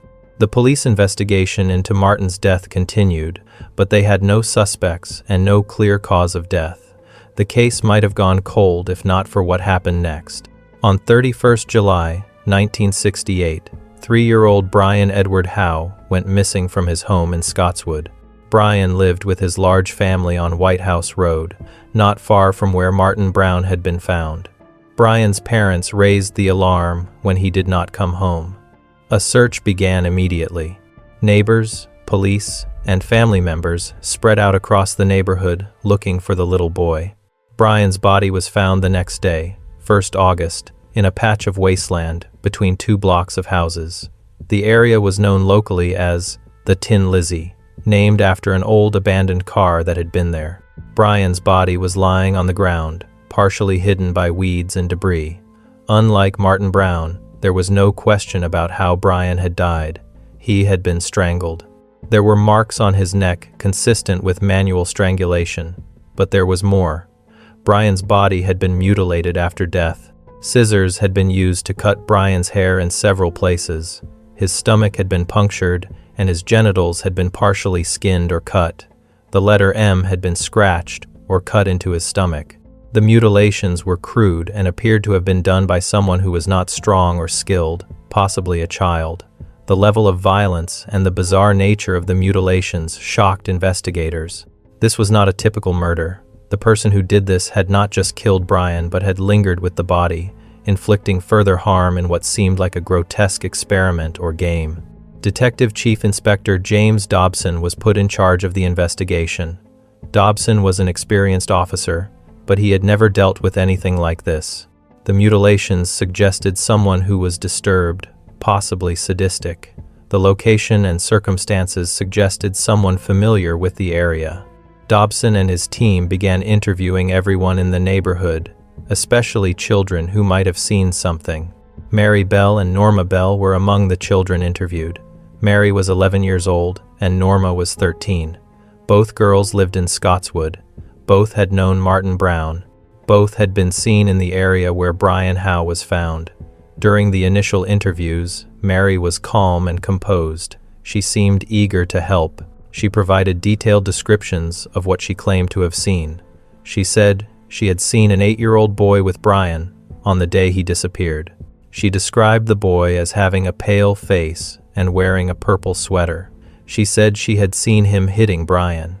Norma, on the other hand, was nervous and less consistent in her statements. She seemed frightened and would sometimes contradict herself. Investigators began to notice discrepancies between what Mary and Norma were saying. Mary's descriptions were very specific, almost too specific. She seemed to know details that she should not have known unless she had been present when Brian died. Police also learned about the break-in at the nursery school after Martin's death. They looked at the notes again. The handwriting was analyzed. Experts believed the notes had been written by a child or young teenager. Investigators began to focus on Mary and Norma. They brought the girls in for more questioning, this time separately. Norma broke first. Under pressure, she began to admit that Mary had been involved in Brian's death. She said Mary had strangled Brian while Norma watched. She said Mary had been the one to mutilate the body. Norma claimed she had been too scared to stop Mary or to tell anyone. Norma insisted she had not participated in the killing itself, only witnessed it. Mary, when confronted, initially denied everything, but as the questioning continued, her story began to fall apart. She made comments that revealed knowledge of the crime scene that had not been made public. She described details about Brian's body and the location where he was found. She seemed to have no emotional response to the idea that Brian was dead. In fact, she seemed almost proud or amused at times. On 7th August, 1968, Mary Bell and Norma Bell were both arrested and charged with the murder of Brian Howe. Shortly after, they were also charged with the murder of Martin Brown. The arrests shocked the community. The idea that two girls, one only 11 years old, could be responsible for the deaths of two small children was almost impossible to believe, but the evidence was mounting. The trial began on 5th December 1968 at Newcastle Assizes. It was a highly publicized case. The courtroom was packed with journalists, legal professionals, and members of the public. The judge was Mr. Justice Cusack. The prosecution was led by Rudolph Lyons QC. Mary and Norma each had their own defense teams. The prosecution presented evidence that Mary Bell had strangled Martin Brown, though the initial autopsy had not been conclusive. Medical experts testified that Martin could have been strangled in a way that left minimal marks, especially by someone small and not very strong. The prosecution also presented detailed evidence about Brian Howe's murder. They described the strangulation, the mutilations, and the apparent lack of remorse shown by Mary Bell. Witnesses testified about Mary's behavior after the murders. Several people described how Mary had shown up at Martin Brown's house and made disturbing comments. Others described how Mary had been seen playing near the wasteland where Brian's body was found, both before and after his death. The notes from the nursery school break-in were presented as evidence. Handwriting experts testified that the notes had likely been written by Mary. Norma's testimony was crucial. She testified that Mary had killed both boys and that she, Norma, had been present but had not participated. She described how Mary had taken Brian to the wasteland, strangled him, and then used scissors and a razor blade to mutilate his body. Norma said Mary had seemed excited and had laughed during and after the killings. Norma portrayed herself as a frightened bystander who had been too afraid of Mary to stop her or report her. Mary's defense team argued that Mary was too young and too small to have committed these crimes. They suggested that Norma, who was older and bigger, was the real killer and was blaming Mary to save herself. They also pointed to Mary's troubled background. A psychiatrist testified that Mary showed signs of psychopathy and had likely been damaged by her abusive upbringing.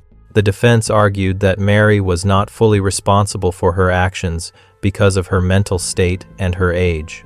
The trial lasted 9 days.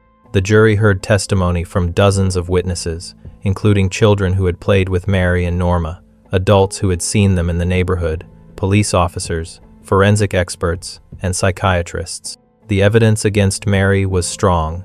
The evidence against Norma was less clear. Norma's role seemed to have been that of a follower or witness rather than an active participant. On 17th December, 1968, the jury returned its verdict. Mary Bell was found guilty of manslaughter on the grounds of diminished responsibility for both Martin Brown and Brian Howe. The jury accepted that Mary was not fully mentally responsible for her actions due to her age and psychological state, but they rejected the idea that she was innocent. Norma Bell was found not guilty on all charges. The jury believed that Norma had been present but had not participated in the killings and had been manipulated or frightened by Mary. Mary Flora Bell, at 11 years old, became one of the youngest convicted killers in British history. The judge sentenced her to be detained at Her Majesty's pleasure, which is an indefinite sentence for young offenders. It meant Mary would be held in secure facilities until authorities determined she was no longer a danger to the public. The judge noted that Mary was a very dangerous young girl and that she needed long-term treatment and supervision. The case raised enormous questions about child development, criminal responsibility, and the capacity for evil in children. Mary Bell was not yet a teenager, but she had killed 2 small children and shown no remorse. Psychiatrists who examined her described her as having a severe personality disorder. Some used the term psychopath. She showed a lack of empathy, an inability to form emotional bonds, and a tendency toward manipulation and cruelty.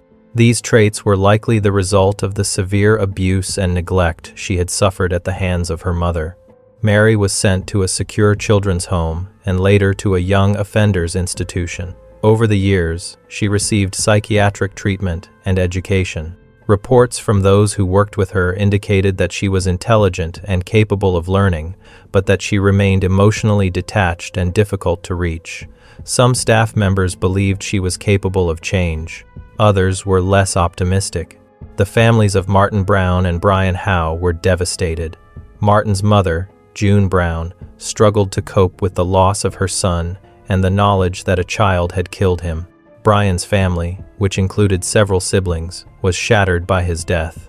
The fact that the killer was a little girl made it even harder to process. There was anger, grief, and confusion. How could an 11-year-old do something so terrible? The case also had a profound impact on the Scotswood community. Parents became more protective of their children. The derelict houses where children had played were boarded up or demolished. The sense of safety and trust in the neighborhood was damaged. People looked at children differently, wondering if there might be something dangerous lurking beneath an innocent appearance. Mary Bell remained in custody for 12 years. During that time, she was moved between different institutions as she grew older. She completed her education and participated in therapy programs. In 1980, when Mary was 23 years old, she was released on license. This meant she was freed from custody, but would remain under supervision for the rest of her life. She was given a new identity to protect her from public attention and potential vigilante attacks. The decision to release Mary was controversial. Many people believed she should have remained in prison for life. The families of her victims were not consulted about the release, which caused further pain and anger. But authorities believed that Mary had been rehabilitated to the extent possible, and that she no longer posed a threat to society. She was required to report regularly to probation officers and to follow strict conditions. After her release, Mary Bell lived quietly under her new identity. She eventually had a daughter. In 1998, when her daughter was a teenager, Mary's identity was revealed by journalists. This put both Mary and her daughter at risk. The courts intervened and granted Mary and her daughter lifelong anonymity. This was an unusual legal protection, but the courts recognized that Mary's daughter had done nothing wrong and deserved to live a normal life without being associated with her mother's past. In 1998, journalist Gitta Sereni published a book called Cries Unheard: The Story of Mary Bell. The book was based on extensive interviews with Mary Bell, who had agreed to speak with Sereni. The book provided insight into Mary's childhood and her psychological state at the time of the murders. It also explored the question of whether Mary was a victim as well as a perpetrator. Mary received payment for her cooperation with the book, which caused public outrage. Many people felt it was wrong for her to profit in any way from her crimes. The book revealed more about Mary's horrific upbringing. Betty Bell, Mary's mother, had subjected her to physical and sexual abuse. Betty had also involved Mary in prostitution-related activities and had exposed her to violence and depravity from a very young age. The book argued that Mary had been so damaged by her early experiences that she had not developed a normal sense of morality or empathy. This did not excuse what Mary had done, but it provided context. The case of Mary Bell remains one of the most disturbing and debated in British criminal history. It raises fundamental questions about the nature of evil, the role of childhood trauma, and the capacity for rehabilitation. Can a child be evil, or are children who commit terrible acts simply the products of their environment? If someone commits murder as a child, should they be punished for the rest of their life, or should they be given a chance to change? Mary Bell's crimes were horrific. She killed 2 innocent little boys. She strangled them with her own hands. She mutilated one of them in ways that suggested cruelty and curiosity rather than rage or panic. She showed no remorse at the time. She seemed to enjoy the attention and the fear she caused. By any measure, what she did was monstrous. But Mary Bell was also a victim. She was born to a mother who abused and attempted to kill her. She grew up in an environment of violence, neglect, and chaos. She never had a chance to develop normally. By the time she was 11, She was already deeply damaged. The question is whether that damage excuses or explains her actions, and whether it was possible to repair that damage through treatment and time. The legal system treated Mary as a child who was not fully responsible for her actions. She was not sent to adult prison. She was not given a life sentence in the traditional sense. She was detained for treatment and released when authorities believed she was no longer dangerous. This approach reflects a belief that children are different from adults, that they are still developing, and that they can change. But it also reflects a gamble. No one could be certain that Mary Bell would not kill again. As of now, decades after her release, there have been no reports of Mary Bell committing further crimes. She has lived quietly under her new identity. She has apparently built some kind of life for herself and her daughter. Whether she feels genuine remorse for what she did as a child is known only to her and those closest to her. The families of Martin Brown and Brian Howe have never received the closure or justice they sought. June Brown, Martin's mother, spoke publicly many times over the years about her pain and her anger that Mary Bell was free. She felt that Mary should have remained in prison for life. She felt that the justice system had failed her son. Brian Howe's family expressed similar feelings. They could never understand how the little girl who killed their brother could be walking free, living under a new name, while they continued to suffer. The case also had a lasting impact on how the British legal system deals with child offenders. Mary Bell's case was cited in debates about the age of criminal responsibility, about sentencing for young offenders, and about the balance between punishment and rehabilitation. It influenced later cases involving children who commit serious crimes. One of the most chilling aspects of the Mary Bell case is how ordinary she seemed. She was a small, pretty girl who lived in a working-class neighborhood. If you had passed her on the street, you would never have guessed what she was capable of. This ordinariness is part of what makes the case so disturbing. It challenges our assumptions about what evil looks like and where it can be found. The case also highlights the failure of the systems that were supposed to protect Mary. Teachers, social workers, and neighbors all saw signs that something was wrong with Mary. She was neglected, abused, and troubled, but no one intervened in time to prevent the tragedies that followed. This failure is a reminder of the importance of early intervention and support for at-risk children. Mary Bell killed 2 little boys in the summer of 1968. Martin Brown was 4 years old. Brian Howe was 3 years old. They were at the very beginning of their lives. They had done nothing to deserve what happened to them. Their deaths were senseless and cruel. Their families were left to grieve and to wonder why. Mary Bell was 11 years old. She was a child herself, but she was also a killer. She took 2 lives in acts of violence that shocked a nation. Whether she was born evil or made evil by her circumstances is a question that may never be fully answered. What is certain is that her actions had consequences that rippled out far beyond herself.